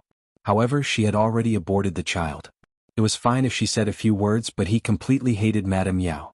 When Lu Wei said this, he even added with a smile, "Oh right, Peng Zhongfei also asked me to pass you a message."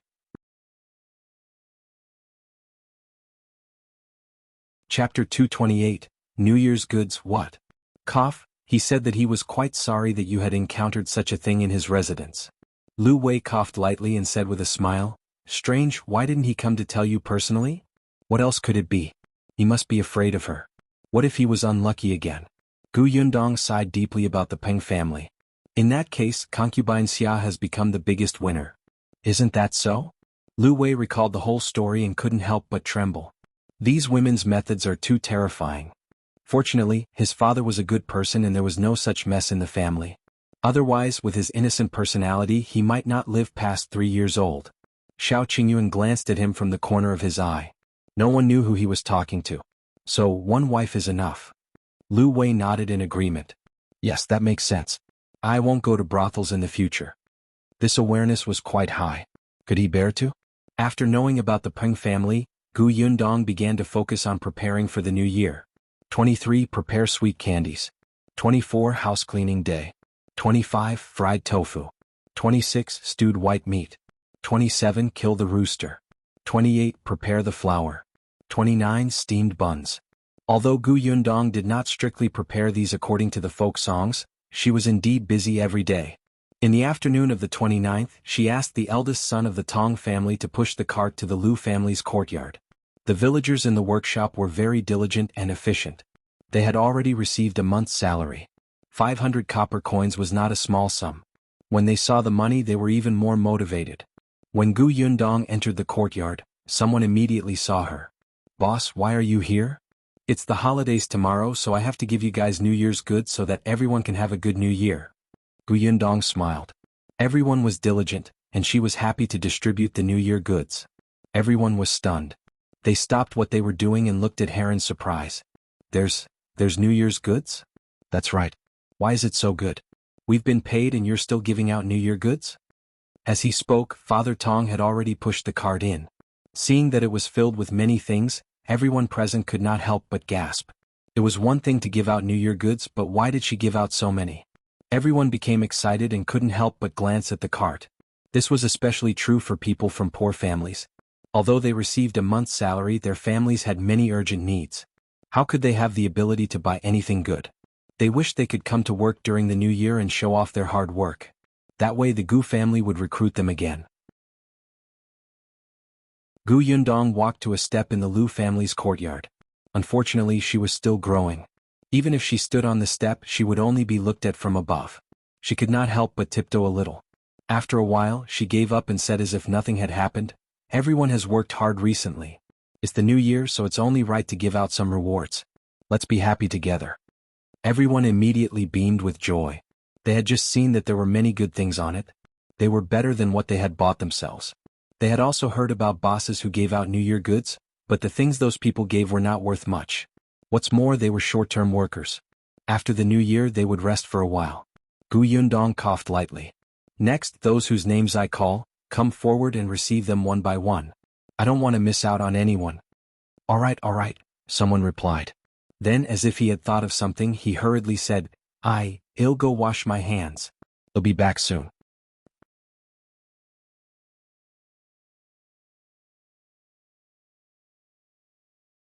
The surrounding neighbors were envious. In the past, the Sher family was the poorest family in their area. Unexpectedly, they could not even finish eating meat. However, it was also because of this that everyone in the village knew that working in the Gu family's workshop would earn them extra things for the new year.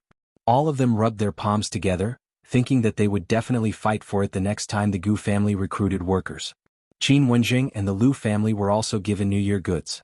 After the New Year's goods were distributed, the workshop temporarily stopped work and the shop was closed.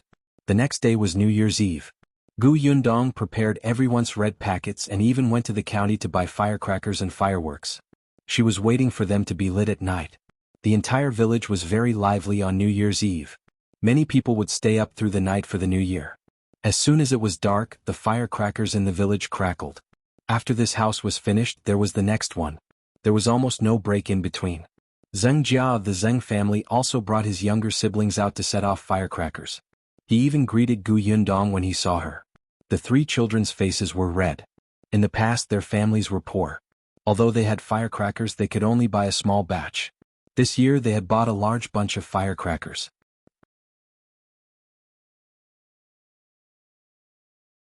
Chapter 230. Brother Shao is too pitiful. After the Zheng family finished setting off the firecrackers, they bade Gu Yundong and HR family good night and closed the door. Gu Yundong was about to set off firecrackers when she suddenly saw the quiet Shao family. Ever since they moved to the new house, Zhang had also returned home. Shao Qingyuan was the only one left in the Shao family. She thought about how he was alone. Although he had prepared some New Year goods, they were not much. Shao Qingyuan had helped her buy the firecrackers, so Gu Yundong really did not know if he had prepared them for himself. At the side, Gu Yunshu also looked at the Shao family's door. She sighed and said faintly, "Brother Shao is too pitiful." Gu Yundong's heart skipped a beat. She lowered her head and asked Gu Yunshu, "Do you dare to release these firecrackers?" Gu Yunshu clenched his fists. He had never done it, but he had seen kids crying after being injured by the firecrackers. At that time she was quite afraid. Now she was a little excited and had forgotten about that. But now that eldest sister asked, he remembered again. Gu Yunshu looked at his elder sister resentfully. After thinking about it, he felt that he did not have to be afraid. He was a little man and could handle dangerous matters. He took a deep breath and was about to nod when Gu Yundong said to him in a low voice, "Eldest sister doesn't dare either. Why don't you ask Brother Shao to help us light them?" Gu Yunshu held his breath and ran towards the Shao family after being pushed by Gu Yundong. The Tong family members standing behind Gu Yundong were speechless. Actually, they dared. However, they could only be invisible now. They did not dare to say or ask anything. On the other hand, the young lady Gu Yunka looked up as she ate peanuts. "Elder sister, Kiki will light the fire. Kiki is amazing." Gu Yundong looked at the little one beside her leg and coughed lightly. She lowered her head and said, "How about we let you set off the fireworks later? Those will fly into the sky with a swish. It's very beautiful." The little girl thought for a moment and nodded. Beautiful. She was very vain now. When she heard that she was beautiful, her eyes immediately lit up and she waited obediently. Shao Qingyuan came over very quickly with a smile on his face. When he met Gu Yundong's gaze, his smile became a little strange. Gu Yundong quickly looked away and said to him, "You do this." "Okay." Shao Qingyuan immediately agreed. He went forward, took the firecrackers and tied them to a long wooden stick. After handing the head of the wooden stick to Gu Yundong, he took a matchstick and blew on it. He went forward and lit the primer before immediately retreating. The next moment, a crackling sound rang in everyone's ears. Gu Yundong handed the long wooden stick to Shao Qingyuan and stood beside Gu Yunshu. The two children were jumping around and it was unknown what they were saying. They could not be heard at all amidst the firecrackers. After a while, the firecrackers were finished. Gu Yundong then took out the fireworks. The young lady was very bold. Sure enough, she took the lighter and lit it. However, after touching it, she immediately ran back and hid in Gu Yundong's arms without looking. There was no movement for a long time. The young lady raised her head slightly and turned to look. Gu Yunshu, who was at the side, held his belly and laughed. Ha, it wasn't lit at all. In the end, it was Gu Yunshu who lit it.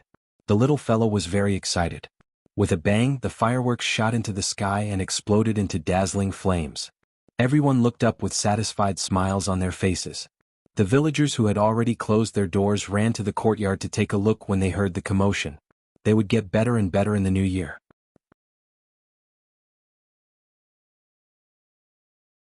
Chapter 231.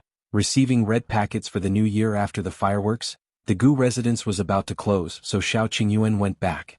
However, when he returned home, he went straight to the roof and lay on it to listen to the continuous firecrackers in the village. He turned his head slightly and looked at the Gu family. Unfortunately, the Gu family's house was built so high that he could only see the walls. Not daring to light a fire?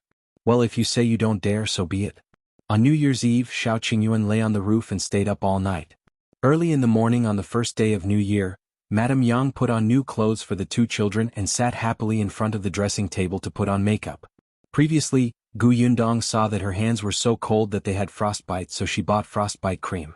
Later on, she even bought face cream and lip cream to prevent her skin and lips from cracking and bleeding from the cold. Madame Yang had been using it for a while, and her face was much tenderer now. After cleaning up, the three of them left the room and ran to Gu Yundong's room to pay their New Year greetings. Gu Yundong held a red packet in his hand and gave one to each of them. After dinner, she gave each of the Tong family a red packet.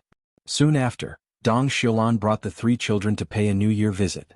Gu Yundong had prepared a lot of dried fruits, pastries and sweets. If anyone came, Gu Yundong asked made sugar water, representing the sweetness of the new year. The Gu family was very lively. Many people came one after another.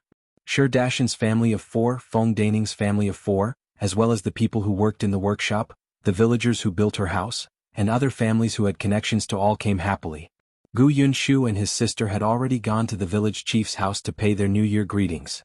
They were also looking for Nyodan to play with. On the other hand, Shao Qingyuan hadn't come.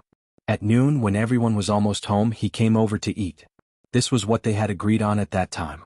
He would eat breakfast at the Zheng family's house and lunch and dinner at the Gu family's house. This way he would not be alone for the new year. Gu Yundong had also prepared a red packet for him. Unexpectedly, before he could take it out, Shao Qingyuan handed one to her. The two of them were stunned at the same time.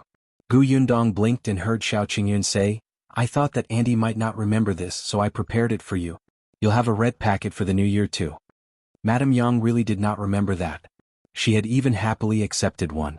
Gu Yundong's eyes burned as she looked at the redness in her palm. This was not only the first red packet she had received in this world, but also the first she had received in her 2 lifetimes.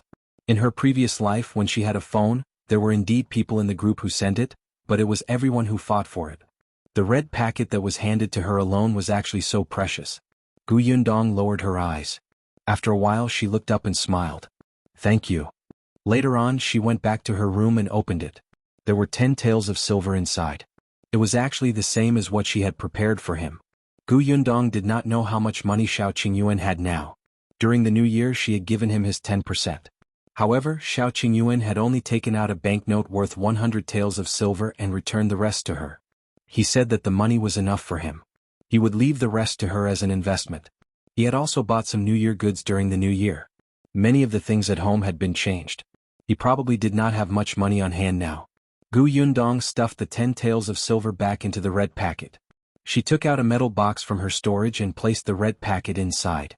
There were a lot of things in the metal box. She had placed the deeds and household registrations inside.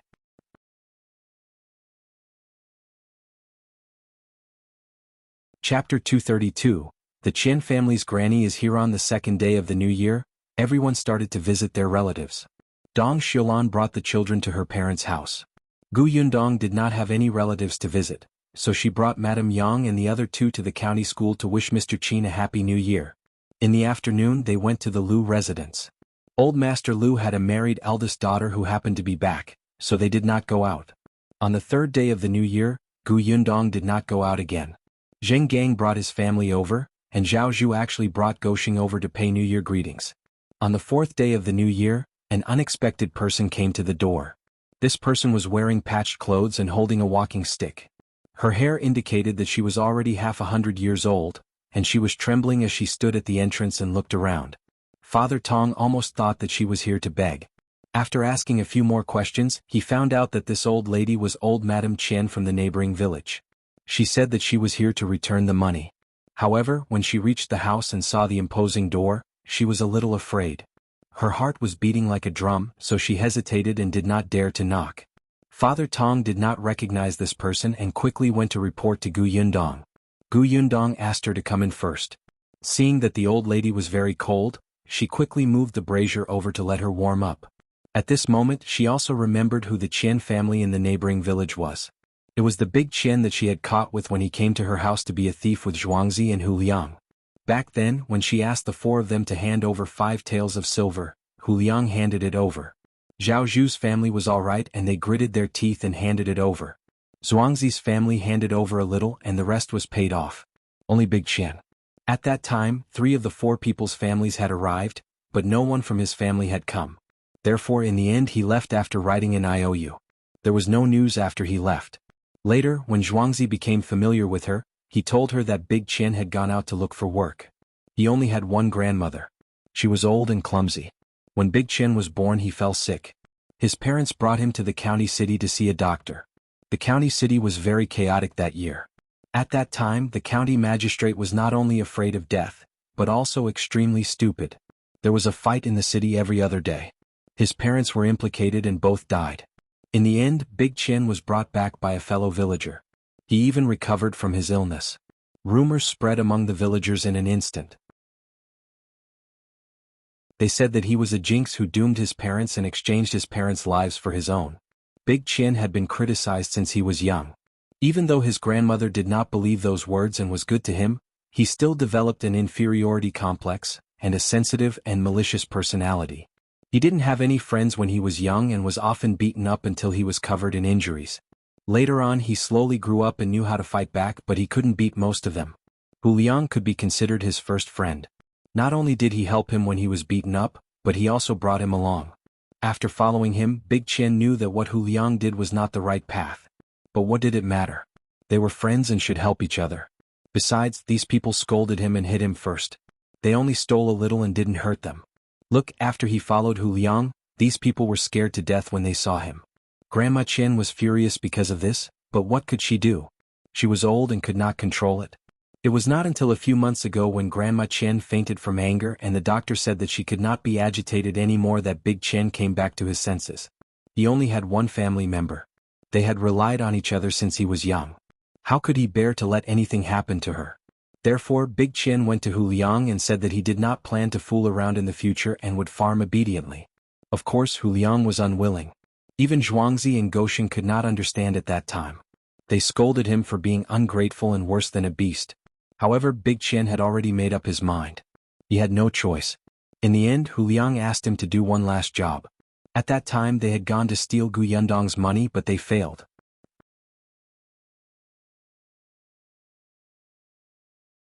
Chapter 233.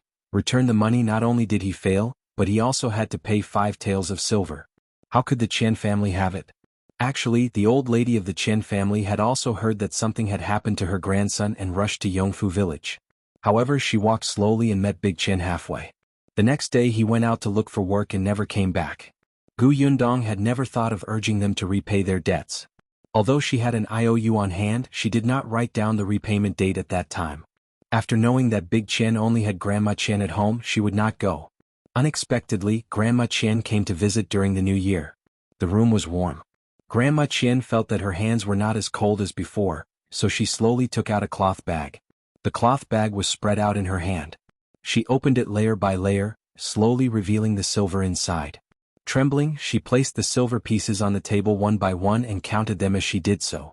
When she was done, she looked at Gu Yundong. "Miss, this is the 5 taels of silver that we owe you. I've brought it all over." Gu Yundong was speechless for a long time. Grandma Qian lowered her head and said in a low voice, "Big Qian is a good child. He just took a wrong turn in a moment of folly and won't do it again. He didn't want to default on this money. That day he ran out to find work and only came back this morning. As soon as he arrived home, he said that he had earned the money he owed you. Now that he's tired and sleeping at home, I brought it over for you. Miss, I'm sorry. Please forgive him and don't blame him, okay?" Gu Yundong met her slightly turbid eyes and felt a lump in her throat. After a while, she said in a slightly hoarse voice, "Yes, I'll forgive him if he can change his ways." The wrinkles on Grandma Qian's face loosened, and she smiled until her eyes narrowed. All right, I'll go back now." After saying that, she took her walking stick and was about to leave. She did not even ask for the IOU. Gu Yundong quickly helped her sit down. "Granny Qian, there's no hurry to leave. It's the new year. How can you not even drink a glass of water when you come to my house? Come, this is sugar water. Try it. It's sweet." "Miss, besides, Big Qian even gave me an IOU back then. I don't even know where I put it. I have to find it and return it to you, lest I can't explain it in the future, right? When Grandma Qian heard this, she remembered that there was such a thing. This time it was not easy for her to leave. Yundong placed the walking stick aside and stuffed a warm cup into her hand. She subconsciously picked it up and took a sip. She was stunned. It was really sweet. It was different from the brown sugar she drank when she was young. Other than sweetness, there was no other taste. Yundong brought her soft pastries again, but the old man refused to eat them. At this moment, Yunshu and Yunke returned. She waved and asked them to coax Grandma Qian to eat. She turned around and returned to her room, quickly finding the IOU. She looked at the note in her hand and sighed slightly. She had to accept the 5 taels of silver. Since the guy had done it, he had to pay the price. If she saw that the other party was pitiful and let him go easily, then how could she manage the workshop and shop? When the other party did something wrong later, he would cry in front of her and complain. Then her workshop would at most be at this size. However, she could not watch Grandma Qian go back just like that. Grandma Qian was a good person. She had never thought of giving this old woman a hard time. Moreover, to be able to earn 5 taels of silver in such a short period of time, Big Qian was clearly not too stupid.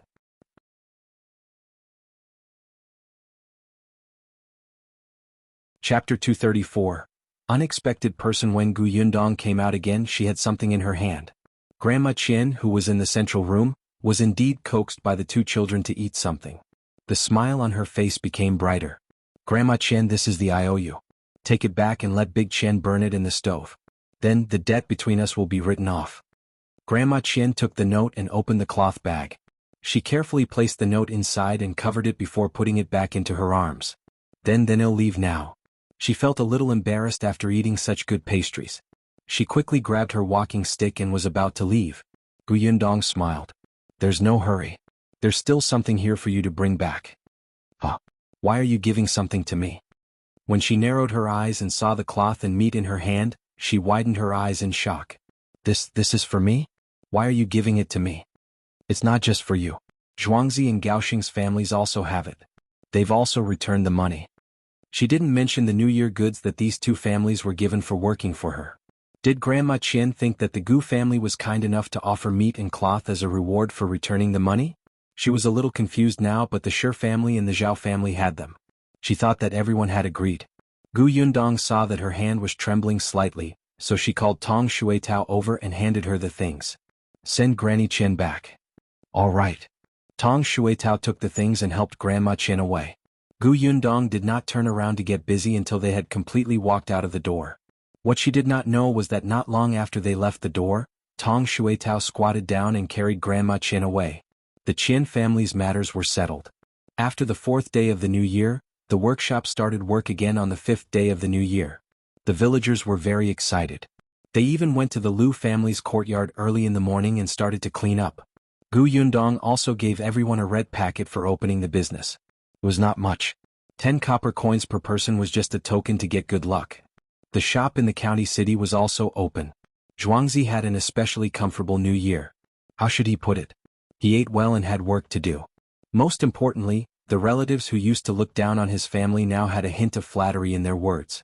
Zhuangzi was very impatient with these people. In the past, he had never visited his relatives during the new year. When something happened to his family, he had never seen these people reach out. They only made sarcastic remarks. In the past few years, the Shi couple would take Lan Huaner for a walk. After all, the 2 children were already grown. If they want to get married in the future, their reputation would be very important. This year, Zhuangzi had followed them for 3 days just to show off. There were actually people who wanted to arrange a marriage for Zhuangzi, but Zhuangzi rejected them expressionlessly. He even went to see Big Qian in Gaoxing. When he found out that Big Qian had returned the money and the Gu family had even sent something over, he patted his shoulder and sighed. Work hard in the future and take care of your grandmother. If there's a chance in the future, he'll help you ask if you can work for the Gu family. It's really good to work for the Gu family. It's easy to talk about marriage in the future if you have money. Zhuangzi now held Yundong in high esteem. He felt that if Yundong could use him, she would definitely be able to use Big Qian in the future. Although she was a little cruel at times, as long as he listened, he would be able to get candy. Big Qian was still a little uncomfortable, but when he thought of Tong Shuitao and those things that his grandmother had brought back that day, the discomfort he felt towards the Gu family was almost gone. Goxing was now working for his father, helping him tidy up the orchard. This guy was also very obedient. The four thieves had all turned over a new leaf. Other than Hu Liang, who had broken his legs and was still lying in bed. Even his parents had begun to despise him. Gu Yundong's workshop and shop were on the right track. There was no problem for the time being, but an unexpected person came to Yongfu village that day.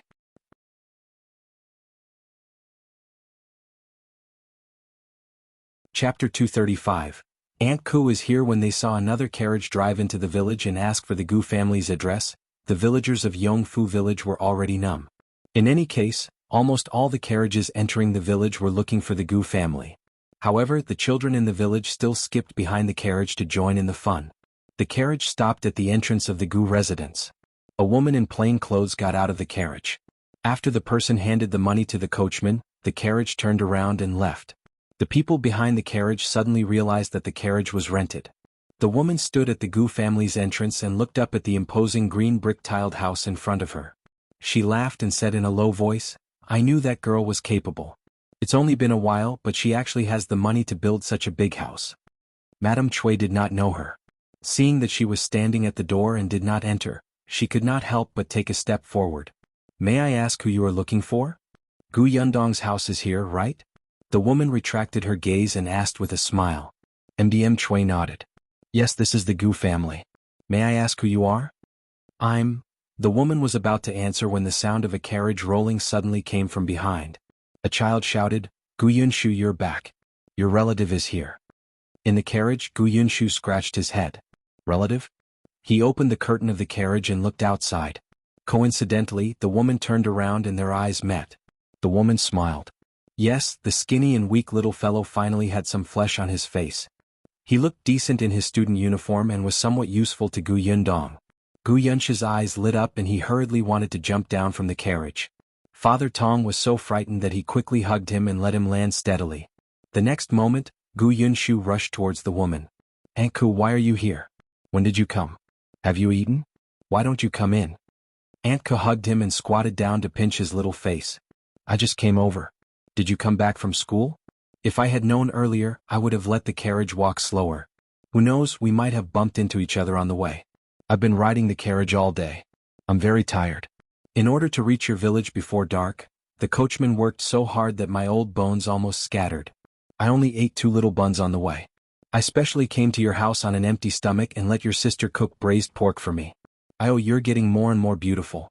You look really energetic in these clothes. Have you been in school for a few days? How's the teacher of the school? Did any of your classmates bully you? How many friends have you made? Is the school very far away? Your elder sister is really too much. Why didn't she find a closer place for you? Look at the cold weather. You have to rush to school in the morning. You'll fall sick from the cold." Gu Yunshu chuckled. He knew that Aunt Ku looked serious, but she could ramble on for 2 hours without stopping in front of him and his sister. But even so, Gu Yunshu was very happy and did not find her annoying at all. "It's only been a month. And let's go in first. It's cold at the door. They'll bring you to see our house. My house is very beautiful. Come." He pulled Aunt Ku inside. "Eldest sister, mother, Kiki, Aunt Ku is here."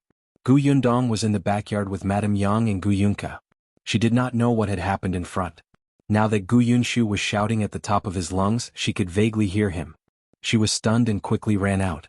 "Aunt Ku? It's really you. Why are you here?"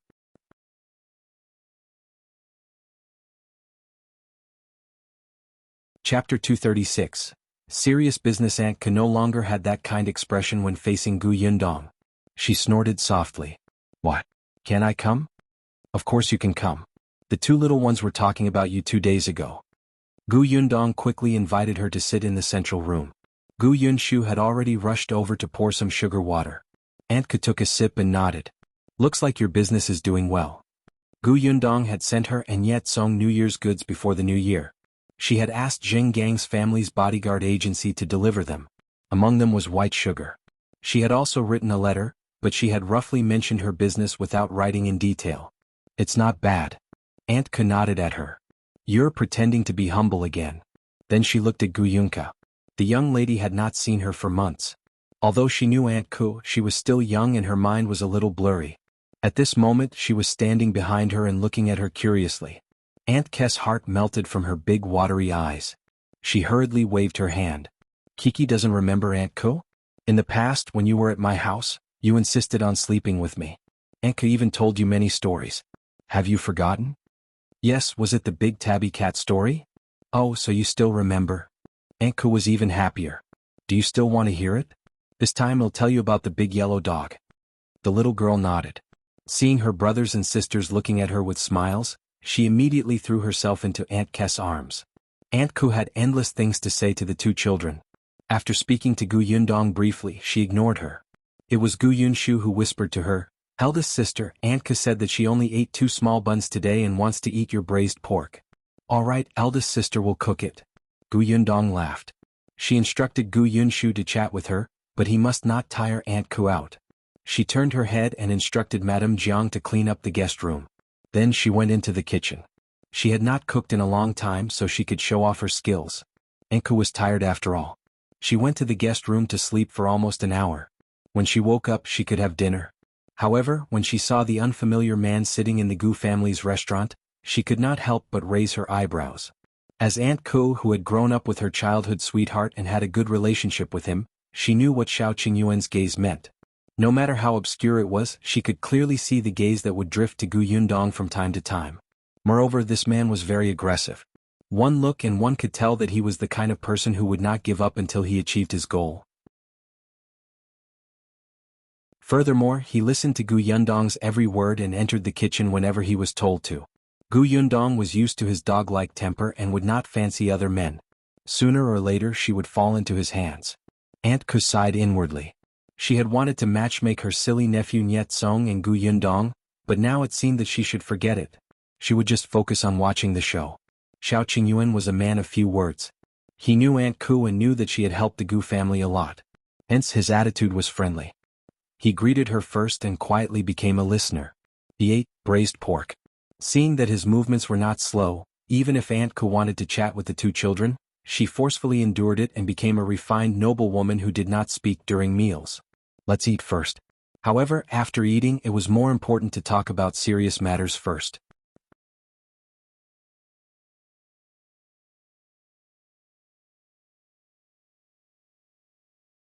Gu Yunshu was a little disappointed, but he quickly pulled himself together. But there's still hope, right? That's right. Shao Qingyuan, who had been silent all this while, suddenly said, "When do you plan to set off?" "There's no time to lose. Tomorrow it is." This time even Aunt Ko was surprised. "So fast?" "Yes, I'll make some arrangements in the morning and leave in the afternoon." The atmosphere in the central room suddenly became tense. Even Gu Yunke seemed to realize something. She quietly pulled Gu Yundong's hand and asked softly, "Eldest sister, are you leaving? Where are you going?" "What about me?" Gu Yundong carried her over. "Eldest sister will be away for a while. Kiki, can you wait for eldest sister at home?" The little girl burst into tears and hugged her neck tightly. "Big sister, don't you want me anymore?"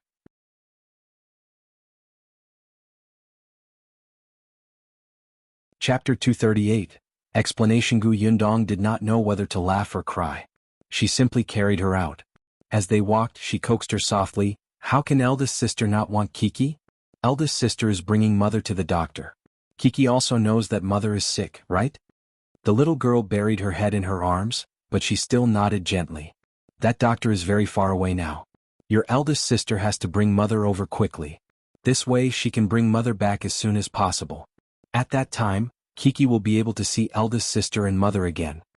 "At that time, will mother recover from her illness?" "It's possible. That doctor is very powerful. If eldest sister finds him, mother's illness will be cured."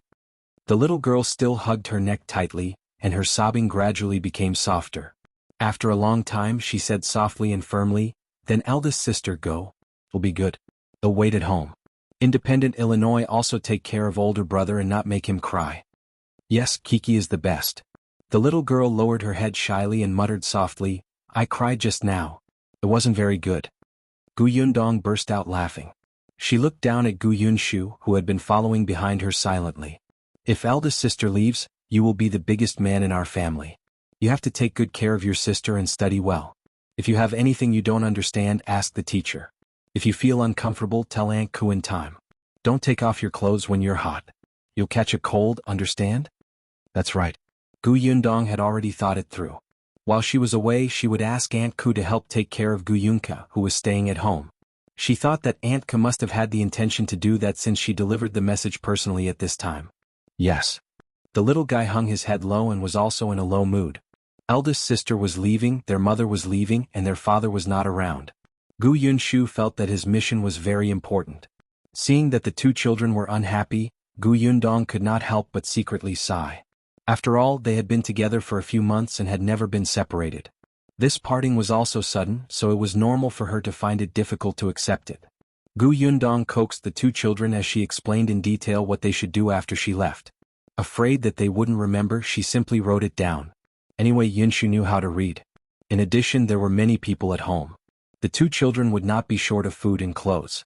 The conditions in the old Gu family were much more difficult than now. Gu Yundong only came out after sending the two of them back to their rooms. She went to the guest room to look for Aunt Ku. Before she could speak, the latter said, "Don't worry, I'll stay at your house while you're gone. I have no problem taking care of the two children. Besides, I didn't expect you to have servants at your house. They can help." Gu Yundong trusted Aunt Ku. She took out a banknote. Aunt Ku frowned. "What? Is this considered my salary? Do you want to be my boss?" She sounded very unhappy. Gu Yundong shook her head.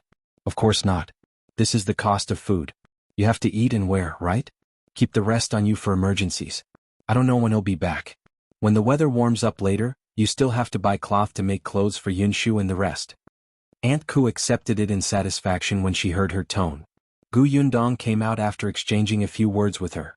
She still had some things to tell the Tong family. However, not long after she walked out of the guest room, she saw a figure standing in the courtyard.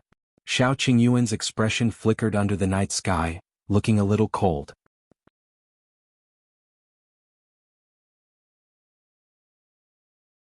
Chapter 239. He'll only be relaxed with you around. Seeing her, Shao Qingyuan straightened his body slightly and walked towards her. After standing still, he said, "I'll go with you." Gu Yundong shook her head. "No. If you encounter any danger on the way with nobody except Auntie, I can help." Gu Yundong smiled. "I brought my mother, brother, and sister here safely even when I was escaping from the wilderness. Now, my mother is the only one I'm taking. There's no problem." Shao Qingyuan frowned, but he didn't say anything. Gu Yundong sighed. "If you leave, what will happen to the family? What about the workshop? What about the shop?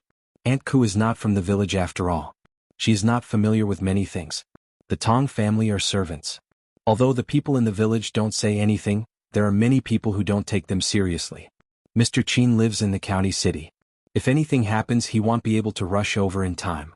As long as you're here, I won't have anything to worry about.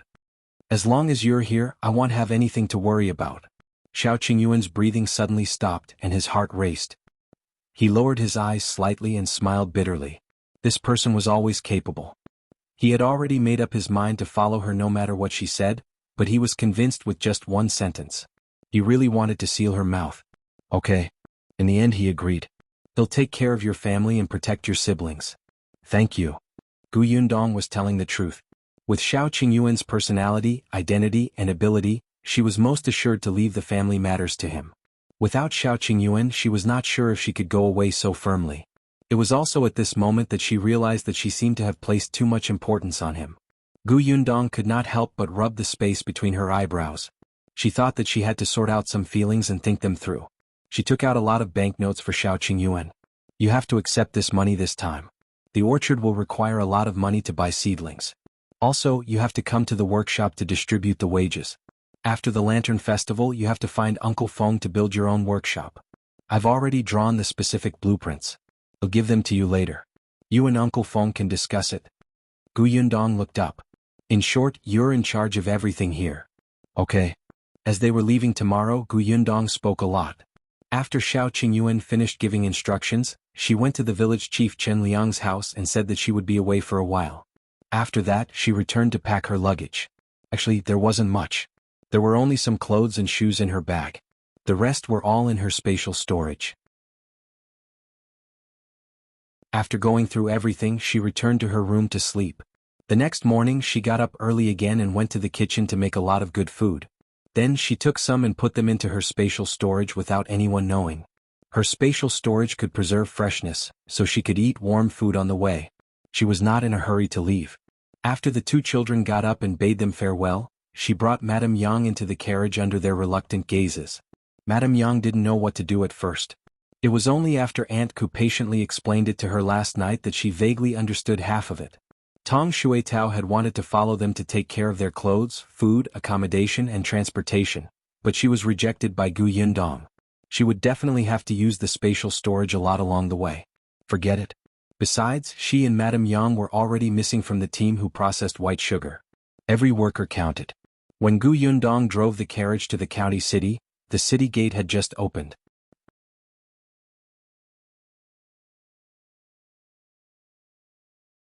Chapter 240. Departure to Qing'an Prefecture. Gu Yundong had to go to Qin Wenzhang's school. Qin Wenjing also knew a little about her family, but he really did not know that Madame Yang's illness needed to be treated by Dr. Song. He knew Dr. Song. He had even met him back then and said a few words. That person was really capable. However, back then the late emperor was muddle-headed. Physician Song was clearly skilled in medicine, but he was framed. If not for the fact that he had once saved the late Empress Dowager's life and the Empress Dowager begged for mercy, Imperial Physician Song might not even be able to keep his life. Unfortunately, ever since Imperial Physician Song left the capital, Qin Wenjing did not know where he went. He heard that the emperor wanted to hire him back to the Imperial Hospital. So he was in Qing'an Prefecture? Qin Wenjing asked Gu Yundong to wait while he went to the study to write a letter. If you see Dr. Song, please help me pass this letter to him. Yunshu, don't worry and leave everything to me. I'll also watch over your family. Okay. Gu Yundong received the letter and went to the Lu residence. She had met Old Master Lu a few times. Old Master Lu had imparted some business experience to her. Gu Yundong was quite grateful to him. This time she came over to bid farewell to Lu Wei so that he wouldn't complain later that she didn't treat him as a friend. At the same time, if Old Master Lu had any experience, he could give Shao Qingyuan some pointers. Gu Yundong finally went to Gus. Zhuangzi was very happy to see her. He did not expect her to bring him such shocking news. When he heard that he should look for Shao Qingyuan if he had any problems in the future, he felt terrible. In the future, he would settle his own matters and try not to trouble others. After a whole circle, she had said everything she needed to say. Shao Qingyuan, Aunt Ku, Teacher Qin and Old Master Lu were all reliable. She had nothing to worry about. Gu Yundong took a deep breath. After getting into the carriage, she went straight to the city gate. However, this time they did not go home after leaving the city gate. Instead, they went straight to Qing'an Prefecture. Madame Yang opened the curtains and saw an unfamiliar scene flying in front of her. She felt a little flustered. She quickly lifted the curtain and saw Gu Yundong driving the carriage. She immediately calmed down. Gu Yundong heard the commotion behind her and could not help but turn around. What's wrong, mother? Madame Yang shook her head slightly. Nothing. I'll sit down immediately. Gu Yundong smiled. There's something to eat in the cabinet beside the carriage. If mother wants to eat it, you can take it yourself. Oh, okay. Madame Yang nodded repeatedly and carefully opened the cabinet beside her.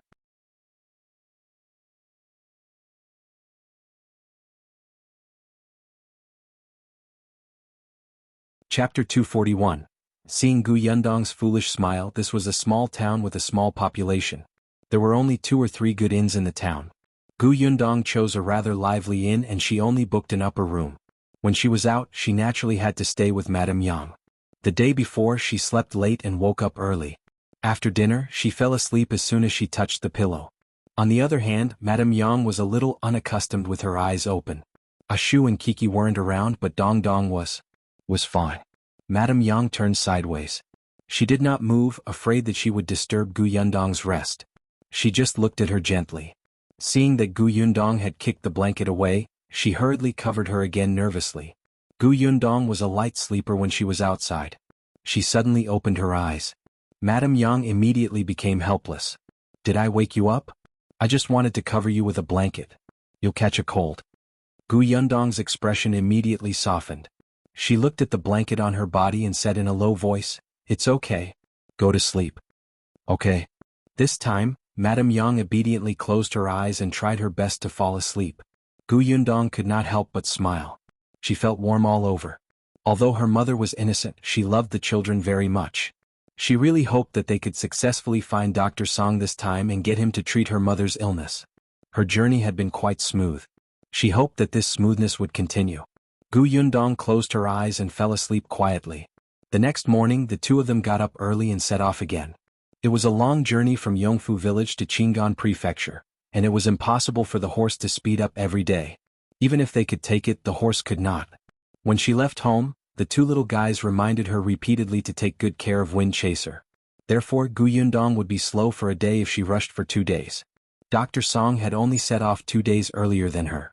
Qin Wenjing said that he was already old, so he definitely couldn't ride the carriage too quickly.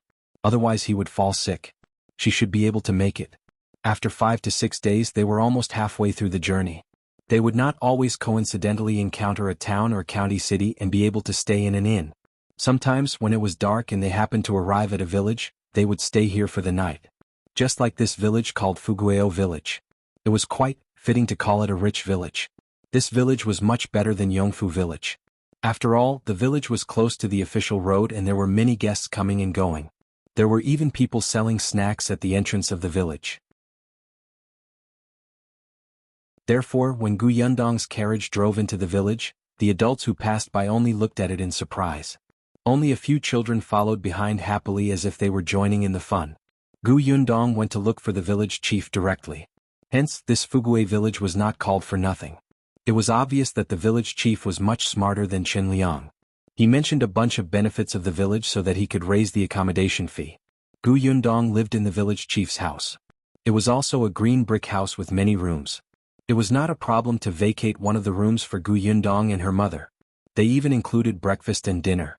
The price was also within her acceptable range. Gu Yundong nodded and planned to go out to pull the carriage to the backyard. Beside the carriage stood a group of children. When they saw her come out, they ran away with a smile. Only one person was still standing there. That person was not a child. He was tall and big.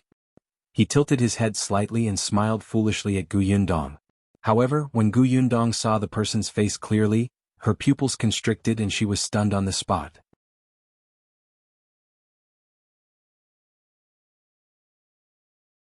Chapter 242. Unexpectedly, an old friend, the village chief, also saw that person when he came out. He frowned slightly, but he still said to him patiently, "It's already so late. Hurry up and go home. Don't stay outside." That person chuckled, turned around and ran. Gu Yundong came back to her senses and asked, "Who was that?" "Oh, him. He came to our village a few months ago." The village chief didn't mind saying this. "I think he escaped from Yongning Prefecture in the past. It's said that when he arrived at Qing'an Prefecture, he encountered chaos. His parents, wife and daughter were gone. He was injured himself and he became unclear. In the beginning he was awake for most of the day, but now," as the village chief spoke, he shook his head. "For now it's already good enough if he's awake for 1 day and 2 days. When he first came he even saw a doctor. The doctor said that he could be cured. There's a widow in our village. Seeing that he's penniless and sick, she married him and lived with him." The corners of Gu Yundong's mouth twitched. What? Could they become husband and wife just because she sympathized him? Only a fool would believe that. The widow probably saw that he was good-looking, right? This was just a cover. "If I may ask, how old is the widow?" The village chief coughed lightly and looked a little strange. "About 10 years older than him. Widow's son's family background is not bad. Her husband has been dead for many years. It's fine to marry again. If this person's illness can be cured, it will be a happy thing." The village chief shook his head. "Unfortunately, his condition is getting worse. Widow's son is also impatient with him now. Look at the clothes he's wearing."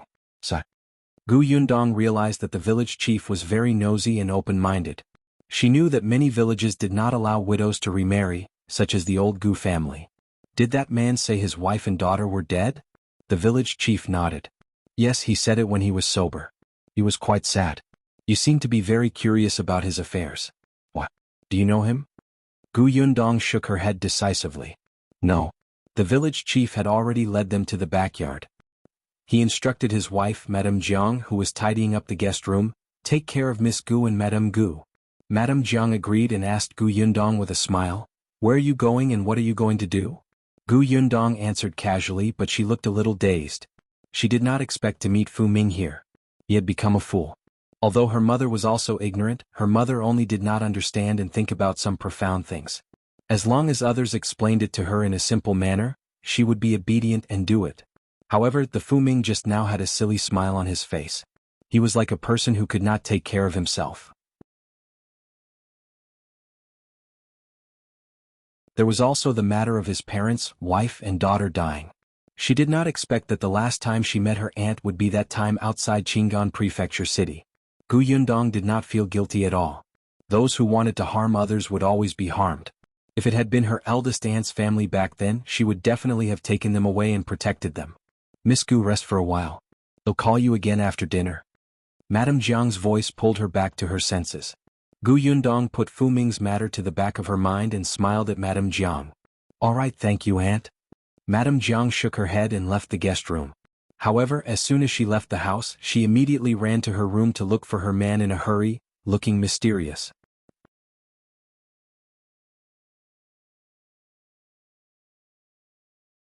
Chapter 243. Gossip couple. The village chief was happily eating peanuts with the money Yundong had given him. When he saw his wife enter, he only raised his eyes slightly. Have you tidied it up over there? All right, all right. Madame Jiang waved her hand and sat on the brick bed. She reached out and snatched the money from his hand before putting it away. The village chief wanted to say something, but he immediately stopped when she glared at him. Madame Jiang, on the other hand, was in high spirits. She leaned close to his ear and whispered, "Do you know what I found?" "What? Wasn't that Miss Gu the one who kept talking to us just now?" Her mother had been standing at the side and didn't speak. "At first I thought she was a mute, but I didn't expect." She pointed at her head. "There seems to be a problem here." The village chief sat up straighter in surprise. "Really?" However, he shook his head slightly. "It doesn't look like it. She's dressed neatly and cleanly. When she doesn't speak, she's like a quiet noblewoman. She's not at all the same as that half-wit who just came to our village." Madame Jiang pinched him. "Do you still think that she's quite good-looking?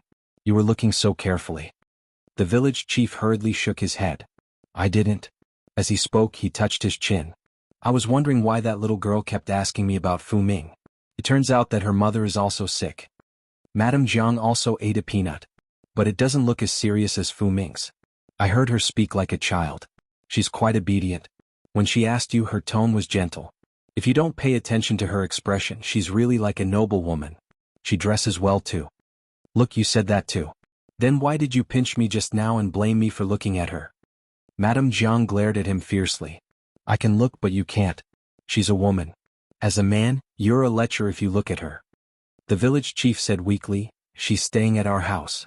What if I don't see her clearly and mistake her for someone else?" Yundong stood under the window outside and was speechless for a long time. She really did not mean to eavesdrop. She just wanted to come over and ask if Madame Jiang had hot water. She did not expect to hear the two of them talking about her name as soon as she walked over. After all, she was afraid of encountering a shady shop when she was outside, so she listened more. Unexpectedly, this couple was indeed a match made in heaven. They were both so gossipy. Since they did not have any ill intentions, Yundong did not say anything.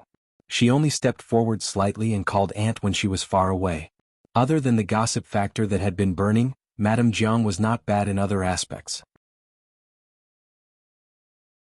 She would ask Yundong and her mother about their tastes and if they were used to the temperature here and if they needed more blankets. However, she would ask Yundong some personal questions from time to time. If she could answer, she would. If she could not, Yundong would smile. This made Madame Jiang even more itchy. Yundong was also speechless. Fortunately, they were only staying for a day. After dinner, she and Madame Yang went to rest. The next morning, Yundong prepared to set off. She led the carriage out and helped Madame Yang in. Unexpectedly, just as she was about to leave, Madame Jiang suddenly called out to her, Girl, I've packed some pickled radishes for you. Don't you like them? Take them and eat slowly on the way." Madame Jiang marinated the radish herself. Her family did not like it, but Yundong liked it very much. Madame Jiang was overjoyed. Yundong quickly went back and saw Madame Jiang walking over with a small jar. She quickly took it. Unexpectedly, Madame Yang's screams suddenly came from the carriage outside. "Ah!"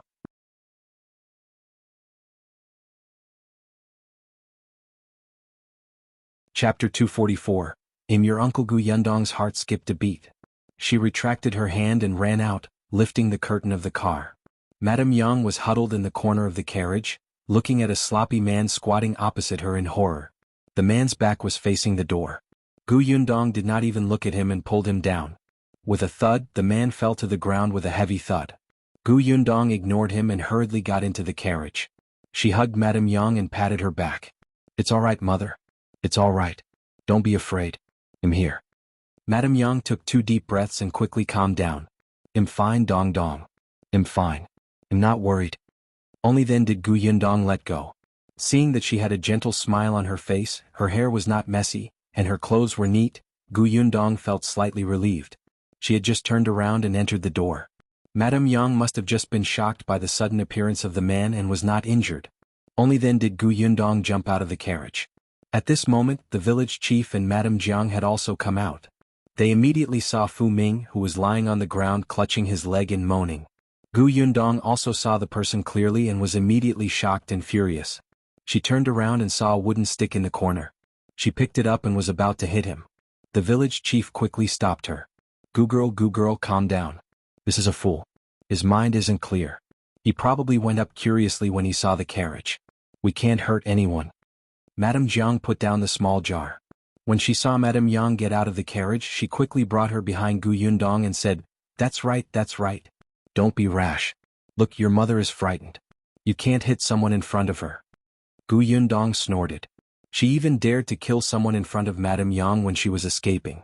Why would she be afraid of hitting Fu Ming, who had a grudge against her? The villagers who heard the commotion next door also came out. Someone went forward to help Fu Ming up and even reprimanded him. "What are you doing here so early in the morning? Why did you run into someone's carriage for no reason? There's nothing to eat in the carriage." However, Fu Ming did not seem to hear the person's words. He had fallen on his leg just now, so the pain was not as intense now. He could finally speak. However, he ignored everyone and said pitifully with a bitter expression, Yundong, I finally met you. You don't know how hard my life has been. Your aunt and cousin are gone. They're gone. I didn't expect to see you here. Take me away." Everyone was stunned. "Idiot, are you not stupid today? Who are you calling Yundong? Why are you talking so strangely?" The village chief was even more surprised. He widened his eyes and looked at Gu Yundong. Madame Jiang asked excitedly, "Gu girl, he seems to know your name. Do you know him?" As expected, there was an inside story. There was something new to hear. Gu Yundong replied coldly, "I don't know him." As she spoke, she was about to help Madame Yang into the carriage again and leave. She was unwilling to look at Fu Ming again and even stopped taking the small jar of pickled radishes. However, how could Fu Ming let her go? He immediately stood in front of her and said bitterly, "Yundong, I'm your uncle. How can you not recognize me? Look at me. I doted on you when we were at Yongning Prefecture. Now that I'm in trouble, you can't leave me behind." "Uncle?" Everyone was stunned. Their gazes immediately focused on Gu Yundong and her mother. They actually had such a relationship.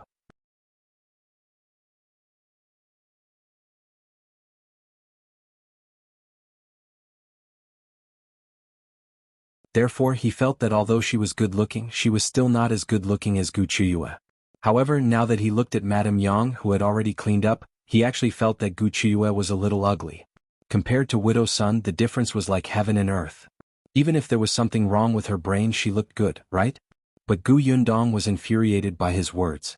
Not only was he shameless, but he also dared to have designs on her mother? The surrounding people were stunned when they heard this. Fu Ming had a wife. At this moment, no one noticed Gu Yundong. Hence, she rushed forward and raised the wooden stick in her hand to hit him. Even a toad wants to eat swan meat, it has to see what it is. I don't even want to look at you.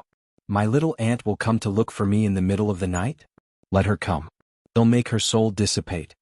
Do you believe me?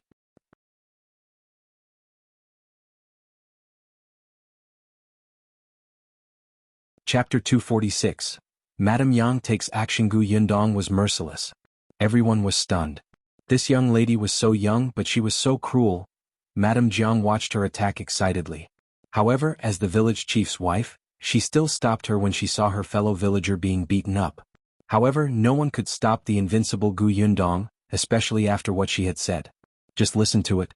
She wasn't even afraid of ghosts and deities, but she wanted to destroy little Aunt's soul. How much hatred did she have? Fu Ming dodged left and right, screaming in pain as he spoke. Help. Hurry up and stop her. She's crazy. She's just like her mother. She's crazy. As he spoke, a villager with a hoe came over. He quickly went forward and snatched the hoe from him. He turned around and smashed it on Gu Yundong's head. You don't know what's good for you. Then go to hell. Gu Yundong sneered. She dodged the attack and hit his leg with a stick. Fu Ming gasped in pain and the hoe hit her even harder. Seeing that someone was about to die, the village chief hurriedly called for everyone to stop him. What are you waiting for? Separate the two of them. Everyone instantly rushed forward. Because Fu Ming's hoe was even more dangerous, the villagers went to catch him first to prevent him from smashing a bloody hole in the little girl's head. At this moment, Gu Yundong hit him hard between his legs. Everyone was speechless. It felt so painful. All the men present subconsciously clamped their legs together and gasped, their faces turning pale. Fu Ming's hoe had also been taken away by the original owner. He could only hold a certain spot and roll on the ground in pain. He was already in such a miserable state, so naturally no one went to catch him. They even took 2 steps back, feeling that it didn't hurt so much anymore. Gu Yundong was also held back by Madame Jiang and the others. A woman reprimanded her. What's wrong with you, girl? You're so ruthless. You hit someone with a stick and even hit their crotch. How old are you? You're too shameless. F***ck, where did this B***tch come from? Gu Yundong suddenly turned her head and glared at that person. The woman was so frightened by the coldness in her eyes that she let go and took a step back. However, when she thought about it, she felt indignant. This was her village. What was going on if she was frightened by a 10-year-old girl? Why are you glaring at me? Am I wrong? No matter what, he's still your elder. Didn't you? The woman didn't dare to say anything else.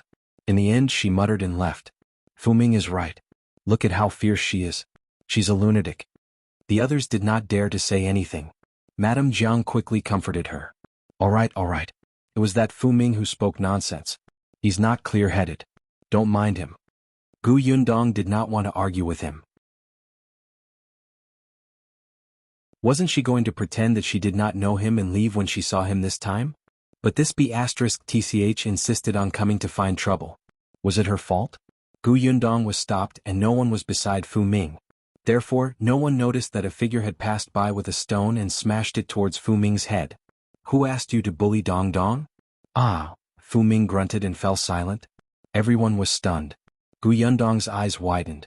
Mother? She broke free from everyone's grip and quickly went forward to hug Madame Yang. Madame Yang looked at the bloody hole in Fu Ming's head and her mind went blank for a moment. It was only when Gu Yundong came over that she threw the stone away and said, Dong Dong, don't be afraid. Mother will protect you.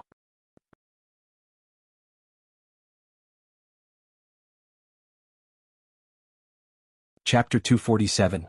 My mother was just protecting me. Gu Yundong's eyes were hot as she stroked Madame Yang's back. Yes, I'm not afraid. As she spoke, she glanced at Fu Ming with a cold gaze, but she still stood up calmly and shielded Madame Yang behind her. Everyone finally reacted. The village chief's expression changed drastically as he shouted, What are you waiting for? Hurry up and get a doctor. The two of you carry Fu Ming in first. The incident happened at the entrance of the village chief's house, so they naturally carried the patient to his house first. Gu Yundong and Madame Yang were also surrounded. With such a thing happening, they definitely could not leave. Although Fu Ming had only been in Fuguei village for a few months, he had married widow's son and could be considered a member of Fuguei village. The outsider had injured someone from Fuguei village, so she had to give an explanation. Moreover, this explanation could not be low. Now, even the village chief and Madame Jiang could not stand on her side. Gu Yundong and Madame Yang were invited back to the village chief's house. The village chief asked someone to watch them and see how Fu Ming was doing before making a decision. The doctor in the village was quickly invited over.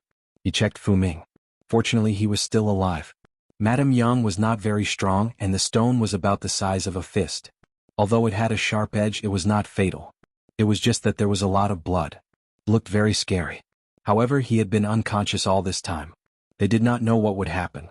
The doctor applied medicine, performed acupuncture, and bandaged him. It depended on the situation. What if he suddenly died? Madame Jiang heard the doctor's words from outside and quietly went out. She ran to the house where Gu Yundong and her mother were locked up. She said to the villager watching over them, I came to ask them for the money for the treatment. The villagers let her in. When Madame Jiang entered, she saw that Gu Yundong had a calm expression and still had the energy to patiently comfort the uneasy Madame Yang. She sighed in her heart. This Gu girl was really not an ordinary girl. No wonder she dared to take her mother, who knew nothing, on a long trip alone. Unfortunately, although Madame Yang loved her daughter, she still got into trouble. She quickly walked to the two of them and met Gu Yundong's smiling face. Suddenly, she felt that there was nothing to worry about, so she whispered about Fu Ming's situation. Gu Yundong nodded, indicating that she understood. Madame Jiang looked at Madame Yang again and whispered, "If your mother is like this and you encounter such a thing again in the future, she'll probably be a burden?" "My mother is fine, auntie. She's just protecting me."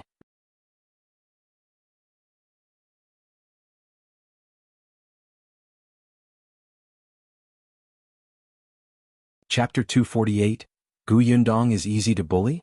Madame Jiang went out and saw Widow Sun walking towards Fu Ming's room impatiently. "What's going on? I heard that my husband was beaten up. His head was split open. Who beat him up? Get someone to come out and talk to me." Widow Sun was a shrew, but she only went to the bed to take a look at Fu Ming before quickly looking away. Fu Ming was indeed good-looking. Back then, she had taken a fancy to his appearance and thought that he had fled to this place. He did not have any relatives or friends and did not even have a place to stay. If she was married to him, she would not have parents-in-law. She could still be in charge at home. She was also familiar with the village. Although Fu Ming was silly from time to time, didn't the doctor say that he could be cured? But, cure my ass. No matter how good-looking Fu Ming was, he could not take care of himself for 2 out of 3 days. His clothes were dirty and his snot was all over his sleeves. No matter how good-looking he was, she was disgusted. Widow Sun felt that there was not much hope for him to be cured and did not want to care about him at all. But he was her man after all. Weren't they bullying her by beating him up in the village? "Village chief, I heard that the person who hit her was from another village? This outsider has already bullied our village. You can't let her off. Do you think there's no one in our village? She even dares to hit someone in front of you. Who does she think she is?" The village chief frowned. Madame Jiang walked over and said, "You can't say that. Your Fu Ming was the one who caused this trouble first. She came to our village to stay for the night and was about to leave early in the morning. However, your Fu Ming insisted on stopping her. His words were unpleasant like a lecture. No wonder she was infuriated." The village chief pulled her back. After all, the person who was injured now was from his own village. As the village chief's wife, how could she stand on the side of outsiders? What would the villagers think of him? Madame Jiang snorted, but she did not say anything else. She just did not like Widow Sunday. In the past, she even wanted to seduce her man. Who did she think she was? The village chief coughed lightly and said, "The person who hit him is now in the West Wing. This matter indeed needs to be discussed properly. However, both sides are indeed at fault. Although I'm the village chief of Fugue village, I have to be reasonable." Widow Sun turned around and left. After leaving the room, she looked around. Seeing that there were 2 familiar villagers guarding outside the door, she walked over in a few steps. The 2 villagers did not stop her. Widow Sun pushed the door open and entered. Gu Yundong looked up and saw Widow Sun's expression. She knew why Fu Ming was so anxious for her to take him away. She was ugly really. She was especially burly. When she walked, the flesh on her face trembled. Gu Yundong felt that it was a little painful to look at her. No wonder she wanted to find someone like Fu Ming. She probably had no other choice. When Widow Sun arrived, she had heard that the mother and daughter were the ones who hit her man. The younger one was only in her teens and the older one had a problem with her brain. Fu Ming's head was smashed by that big one, but it didn't look like she had much strength. Otherwise he would have been smashed to death. Widow Sun smiled in satisfaction when she saw the 2 of them. Alright, it was obvious that these 2 people were easy to bully. She turned around and was about to close the door. The 2 villagers looked at each other and quickly said, "Auntie Sun, why don't we ask the village chief to make a decision?" "What decision? This is between our families. They smashed my man. We'll talk to them about compensation. Don't be a busybody. Get lost." She pushed the 2 of them away abruptly and closed the door. She even deliberately bolted it.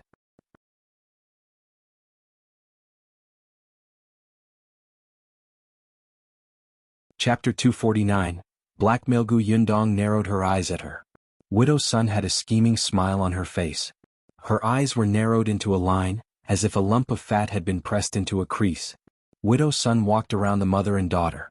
Gu Yundong was not afraid of her, but Madame Yang closed her eyes and hugged her daughter tightly. Widow Sun was even more satisfied when she saw her like that. Seeing that the atmosphere was about right, she brought a stool over from the side and sat opposite the 2 of them boldly. She slanted her eyes and said, I heard that you injured my man severely. That won't do. He's the only strong laborer in my family. The doctor said that he'll have to lie in bed for at least half a year with his injuries. Without him in this half a year, how can we live? Gu Yundong found it funny as she comforted Madame Yang. That was not what Madame Jiang had told her previously. Then how do you want to resolve it? Widow Sun chuckled.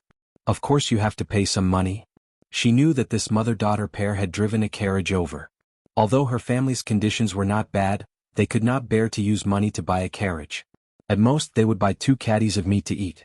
Looking at what the two of them were wearing, although it was not silk or anything, it was still beautiful. Widow Sun was already thinking about how much they should compensate. Let me tell you, this is Fugue Village. The old and young masters of Fugue Village are all united. We definitely won't allow outsiders to bully the villagers. You injured my man so badly today.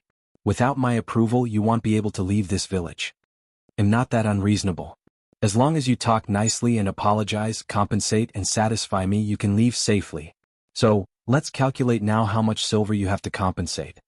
Gu Yundong did not say anything and allowed her to speak. Look, my man is a capable man. He's the head of the field and can handle small businesses. Therefore in half a year he can at least earn 20 to 30 taels of silver for the family. Let's take the middle amount and treat it as 25 taels. This 25 taels can't be reduced at all. How about this? I think that the carriage will be worth 5 taels of silver. After all, it's already old. Other than this, there's also my man's medicinal money. He has to be nourished after losing so much blood. At least a chicken will be stewed every 5 days. It's at least 50 taels of silver here, don't you think? Gu Yundong smiled. That much? Not much. From the looks of it, you can take out 70 taels of silver, right? Widow Sun's expression became fierce. You almost took my man's life. If this family doesn't have strong labor, it will also take my life. Aren't 2 lives worth 70 taels of silver and a carriage? Or do you not want to leave this village? Madame Yang was shocked by her sudden raised voice. Gu Yundong hurriedly patted her shoulder and looked up into Widow Sun's eyes. Speak softer. You're too noisy. Hey, I'm talking to you nicely. You don't know what's good for you, do you? As Widow Sun spoke, she reached out and pushed Madame Yang's shoulder. Do you believe that it'll beat you up, break your limbs and throw you into the pond? Gu Yundong's face darkened. She let go of Madame Yang and stood up, pushing Widow Sun away. You little girl, you're courting death. Widow Sun rolled up her sleeves and slapped Gu Yundong's face.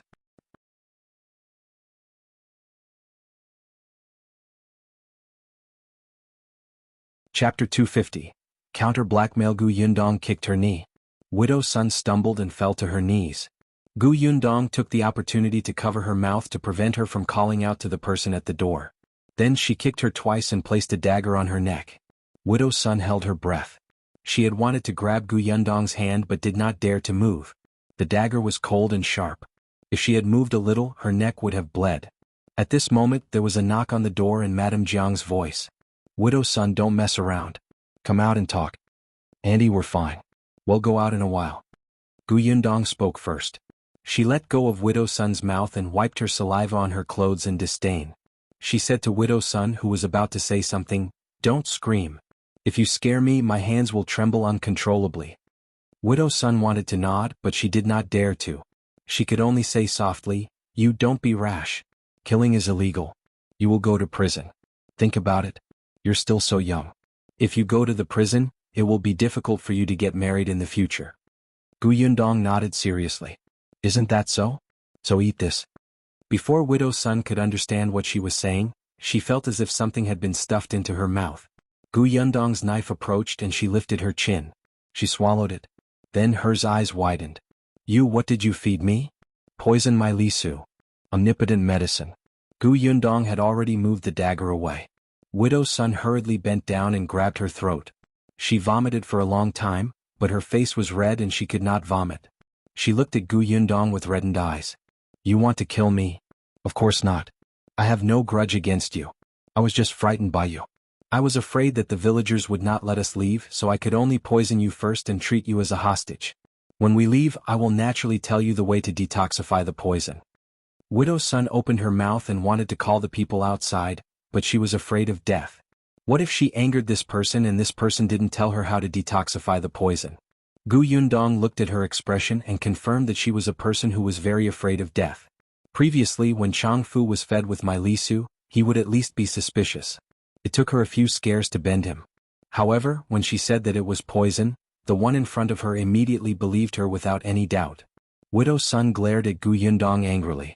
I didn't expect you to be so vicious at such a young age. We're outside. If we're not vicious, wouldn't we be bullied by you just like before?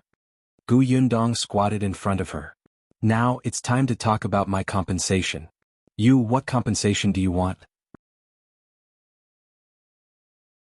Look, we were supposed to leave early in the morning, but your man stopped us and delayed us. My time is very precious. You have to compensate me. He even went crazy and wanted to smash me to death with a hoe.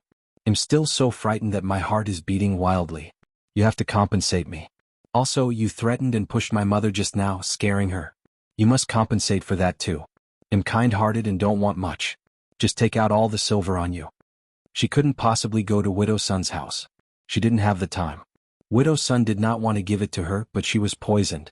When Gu Yundong said that the poison would act up in half an hour, she hurriedly took out the silver from her sleeve. Gu Yundong frowned and looked at the 5 taels of silver in her hand. What else? No, that's all. They'll get it right away.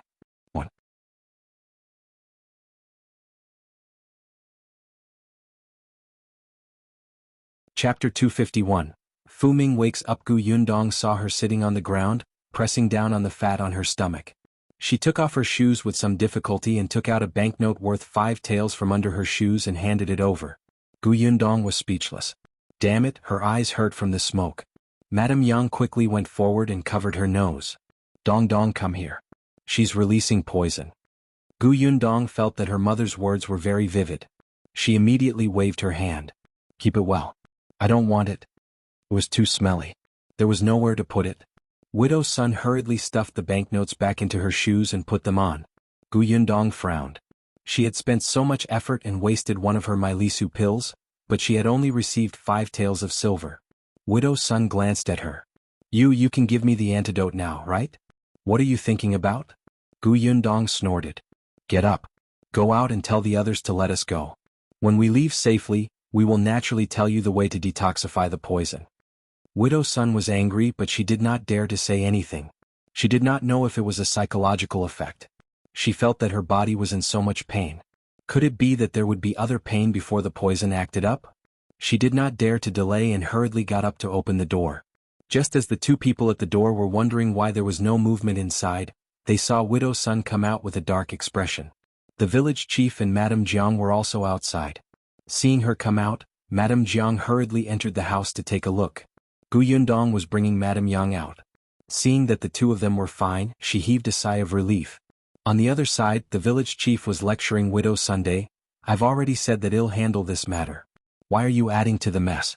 Since you don't care about me as the village chief, don't look for me in the future. Widow Sun quickly smiled and said, No. I was just thinking that this is a small matter. I'm looking for them to discuss how to resolve it. Look, it's settled now. We've already agreed. Village chief, quickly let them go. I heard that they're in a hurry. The village chief, what the hell? Madame Jiang was speechless. Was Widow Sun trying to seduce her man again? She was smiling so fawningly. She glared at Widow Sun and hurriedly asked Gu Yundong, she didn't bully you? Gu Yundong shook his head. No, Auntie Sun is still very reasonable. We told her what happened and apologized. She especially understood that it was not easy for us 2 weak women. She knew that we have urgent matters to attend to, so she said that she would explain to you personally and not pursue the matter. Widow Sun could not help but tremble. Apologize? Weak women? This brat was too good at acting.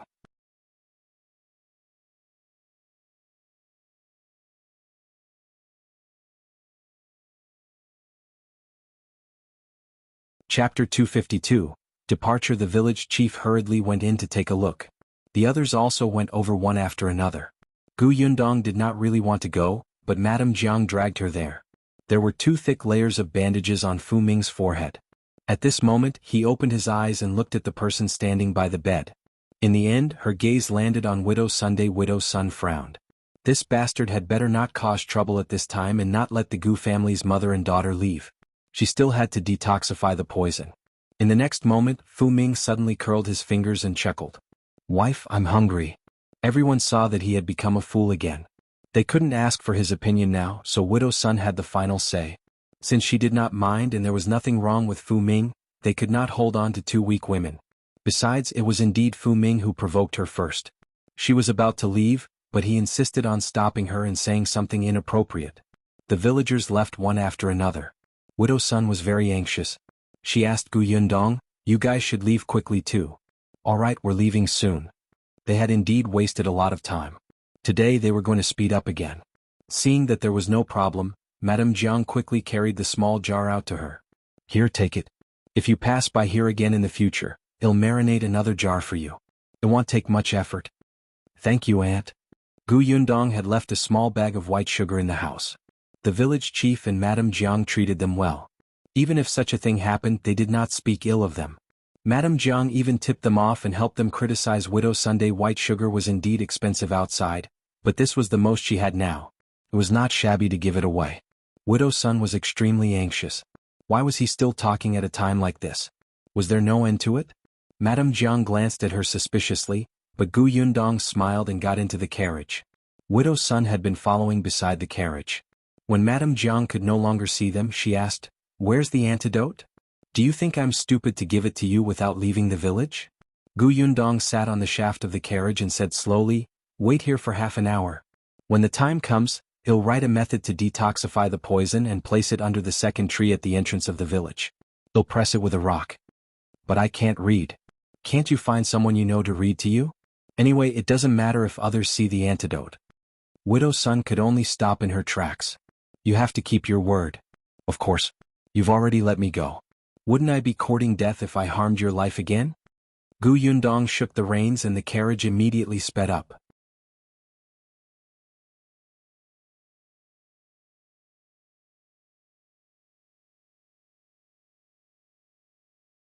Chapter 253, Completely crippled. Widow's son was panting. She did not care about his expression and hurriedly took out the paper and handed it over. "Quick, help me see what's written on it." The village chief took it impatiently.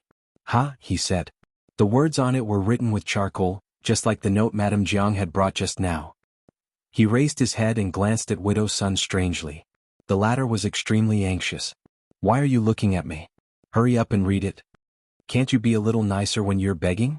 The village chief snorted and began to read the words on it. "My Lisu. It's a candy. It tastes great. Take it as a snack and drink more water and it will keep you in good health. You have to admit that you're too old. If you're sick in the head, treat it quickly. See you again." He chuckled. "Who wrote this? It's quite poetic." Widow's son's face was ashen, and her fingers were trembling. However, she still asked unwillingly, "That's all? Is there nothing else?" "That's it. B asterisk tch, big B asterisk tch, little B asterisk tch. You actually lied to me. You actually lied to me."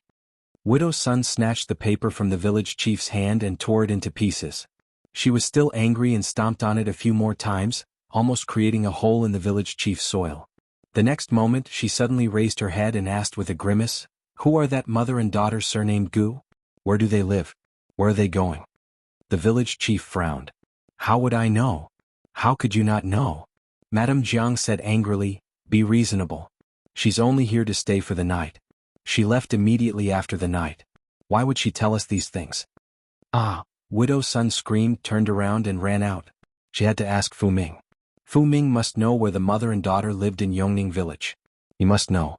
Widow's son waited for Fu Ming to wake up, but after that, Fu Ming never woke up again. Later on, Widow's son found out that he was not even a man.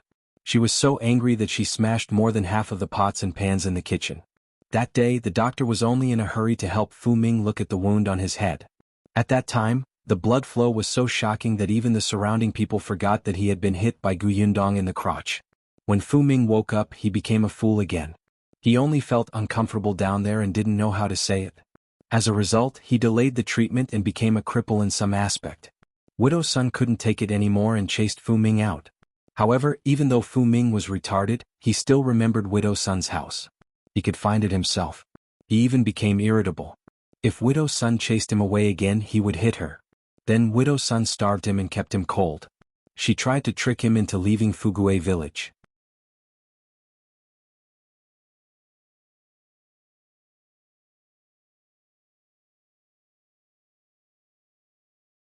Chapter 254. Dr. Song is here. The last time they came to Qing'an Prefecture, they did not enter the city gate. This time he did, but the prefectural city here was much more desolate than the Xian'er Prefecture. It couldn't be helped. It hadn't been long since the chaos last year. It was said that not only was the prefecture magistrate killed in the Qing'an Prefecture, but many of the wealthy and influential people in the city had also become fat meat for those bandits. They directly barged into other people's residences to kill and snatch. The civilians were even more in trouble.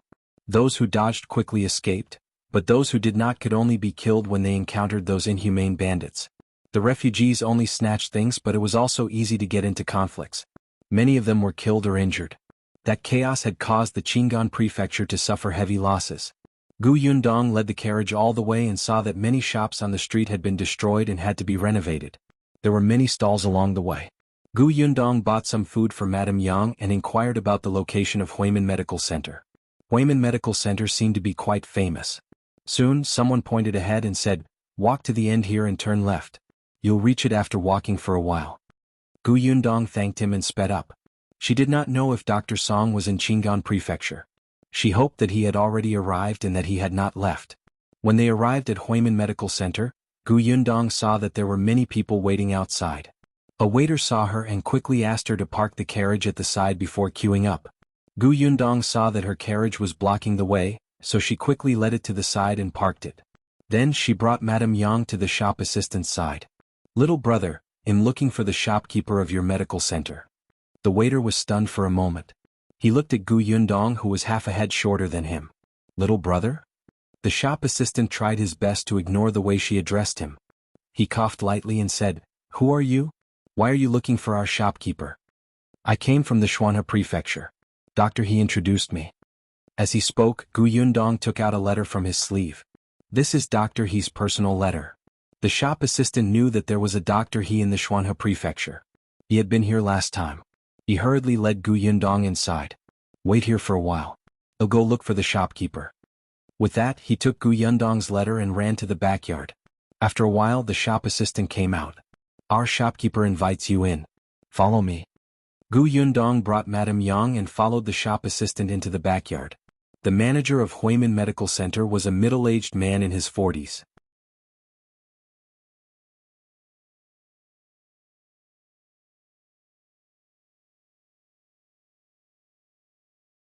Chapter 255. Familiar child. The shopkeeper said, "It's just that I don't know where he is now." Seeing Yundong frown, he said, "He went to treat a patient. I heard that he's an important patient. I can't ask where he lives." Yundong heaved a sigh of relief. It was fine as long as he was still in Qing'an Prefecture. When will he be back? That's hard to say. The shopkeeper shook his head. Dr. Song arrived the afternoon before yesterday. He just came to get some medicine and left. He didn't even have the time to take a break or drink a cup of tea. He hasn't come back since the afternoon before yesterday. Yundong frowned. So long? But don't worry, Dr. Song's things are still in Huimin Medical Center. He will definitely come again. Yundong pursed his lips. It seemed that she could only wait. She looked up at the shopkeeper, pursed her lips, and took out a bag of white sugar from her bag. "Thank you for telling me this, Shopkeeper Chao. Please accept this as a thank you gift." Shopkeeper Chao quickly refused. "I can't accept this. I just read Dr. He's letter and said a few words." "You..." Halfway through his sentence, he suddenly stopped and his gaze landed on the white sugar in the bag. He took it and widened his eyes to carefully identify it. Was it really sugar? Shopkeeper Chao could be considered experienced and knowledgeable. He knew what was the most popular thing in the capital recently. It was the white sugar made by this imperial court. It was said that the influential families in the capital had gone crazy fighting for it. Nowadays, this thing did not only mean that you were rich, but it also represented your status. This was because this thing was rare. Those young masters and young ladies in the capital were all competitive. Today at the banquet, those who were admiring the flowers and serving pastries had to say that the cake was made of rare white sugar. The sweeter it was, the more it meant that your family was powerful. The owner of Huimin Medical Center had also bought some. However, there were many Huimin Medical Centers in Dajing. If each family got a little, they wouldn't even have a chance to feel the sweetness.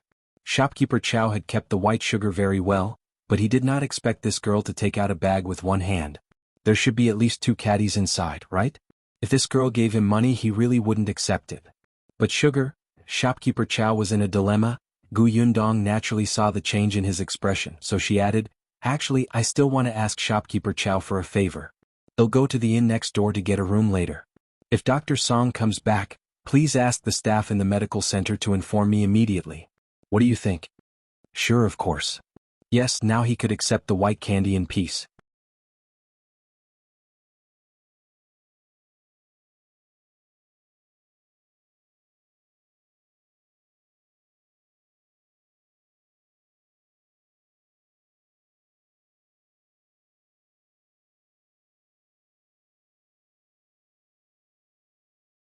Chapter 257. Captured. Gu Yundong frowned and kicked a middle-aged woman who had come to snatch the child away. The other three were stunned. The tall and thin man's face flashed with ruthlessness. He gave them a look and the three of them came over at the same time. Some held her hand, some hugged the child, some pulled her hair and some pinched her arm. But before these people could touch her, Gu Yundong nimbly bumped into the weakest-looking person and kicked him between his legs. That person immediately bent down in pain. Gu Yundong flashed past him and ran into the inn. She said to the people present who still did not understand, "These people are all in cahoots. They're the ones who are kidnapping. If you don't believe me, report it to the officials. They'll wait in this inn for the officials to arrest me." The waiter in the inn suddenly came back to his senses. This girl was their guest and had brought her mother, who seemed to be a little silly. From her gentle and polite words, it was obvious that she was knowledgeable. She asked him to help take care of her mother, and she was exceptionally friendly with a smile. She even tipped him a tael of silver. Therefore he was definitely on Gu Yundong's side. He immediately reached out to block Gu Yundong and said to the few people who had run up to snatch the child, "This lady is staying here. But you're not a guest of our inn, right? You're not here to eat, so how did you get out of my inn?" The man's expression changed drastically. He took a small step back and said, I brought the child to borrow the toilet." In fact, he had sneaked in from the backyard behind a guest's carriage when no one was paying attention and took the opportunity to leave through the front door. When the onlookers heard Gu Yundong's words, they almost leaned towards her. If she was really a kidnapper, would she dare to speak so confidently about reporting to the officials? After hearing the waiter's words, she was even more convinced that these people were not good people. After all, they knew the waiter. He couldn't be a bad person, right? The few kidnappers felt that something was amiss. Everyone looked at them strangely. Knowing that the situation was hopeless, and the child could not be snatched back, they understood each other and turned to leave. However, that tall and thin man was a thorn in everyone's side. How could he leave? He was quickly stopped. Still, his accomplices saw that the situation was not good and wanted to hide in the crowd and leave in several different directions. Gu Yundong's eyes turned sharp. "And those few are his accomplices. I saw them signaling with their eyes." As she spoke, she saw a tea set on the table beside her. She handed the child to the waiter and smashed the teacups on their heads.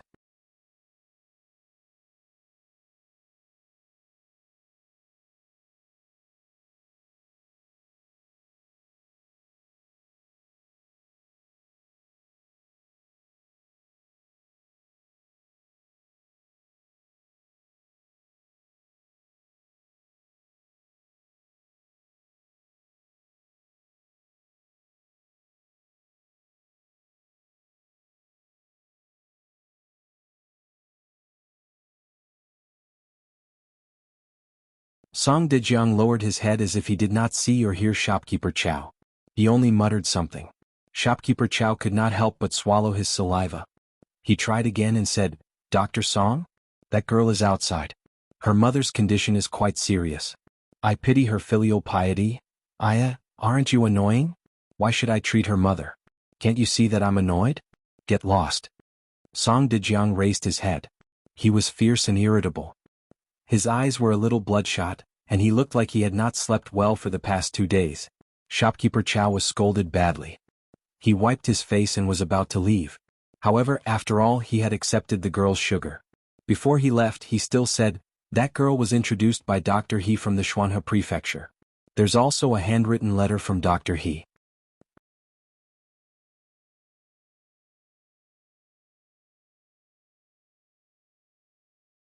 Chapter 261. No treating. What's great about Dr. He's introduction? Do I have to treat her just because he introduced her? Do you think I have nothing better to do? I haven't settled my own matters. No matter what illness you have, get lost and don't disturb me. Song Dejiang was furious. He raised his hand, grabbed a pen from the table beside him and threw it. Shopkeeper Chao immediately did not dare to say anything else. He hurriedly left with his face covered in dust. He looked at Gu Yundong, who was standing at the door, and shook his head with a sigh. Did you hear that? Let's go. Song Dejiang's voice was so loud that Gu Yundong naturally heard him clearly. She could not help but frown fiercely. Her mother's illness could not be delayed. She immediately wanted to go in herself. Shopkeeper Chao quickly stopped her. Don't go. Dr. Song has just returned from his important patient's house. His eyes are red. It seems that he has spent a lot of effort on the patient. He's currently thinking about the prescription and has a bad temper. At this time, he'll only be more annoyed no matter what you say. It's better to wait and think of another way. Song Dejiang was not a doctor of Huimin Medical Center. He was a distinguished guest of their boss. This guy was just the shopkeeper of a small branch. He did not dare to offend him or order him around. Gu Yundong could only stop, but she was a little anxious. Shopkeeper Chao brought her to the front hall and waited a little longer. Later, when Dr. Song was in a better mood, he might treat her mother. Gu Yundong simply sat in a corner of the clinic, but her eyes were fixed on the exit of the backyard, afraid that Dr. Song would leave again. How could she get him to agree? Should she just kidnap him? No, what if this old man got angry and stabbed her mother to death with a needle? Money? Dr. Song didn't seem to lack money. White sugar. It could be used. And, as a doctor, what attracted him the most were probably medical skills and herbs. It was a pity that she did not know medicine. As for medicinal herbs, Gu Yundong's eyes were empty. Actually, she was rummaging through the spatial storage. After she dug out a pile of Western medicine, she sighed secretly. As she was thinking, Dr. Song suddenly rushed out with a smile on his face. Gu Yundong hurriedly stood up and ran over. Dr. Song, please wait. I can't wait. Song Dejiang waved his hand without looking back and ran out in large strides. Gu Yundong was so angry that she almost laughed. She did not expect this old man to be so fast despite his old age. She wanted to follow, but Shopkeeper Chao came over to stop her. Gu Yundong took a deep breath. Shopkeeper Chao. I don't think I should give you white sugar. Shopkeeper Chao laughed dryly. Miss Gu, listen to my advice. Don't get into trouble at this time. From the looks of it, Dr. Song must have thought of the prescription and is going to treat his patient. If you stop him at this time, he will definitely be angry. Don't worry, Dr. Song didn't take his things with him. He will still come back. Gu Yundong pursed her lips and did not chase after him. He'll have to trouble Shopkeeper Chao to inform me when the time comes. Of course. Shopkeeper Chao nodded repeatedly. Gu Yundong glanced at him and was about to leave when she suddenly thought of something. She turned her head and asked him, what does Dr. Song like? Shopkeeper Chao understood when he heard that. This was to suit his taste. However, he was really not too sure about this. After all, he had only met Dr. Song a few times and had only interacted with him for less than 4 hours. There was nothing he could do. Gu Yundong wanted to vomit blood. She turned around and returned to the inn. You're tuning in to the Han Li's Wuxia Adventures YouTube channel. We're so grateful for your support, and don't forget to subscribe to join us on this incredible journey through captivating stories. Your generosity through donations truly makes a world of difference, as it's the primary source of revenue that allows me to expand and enhance this channel for you. Thank you from the bottom of my heart for being a part of this adventure.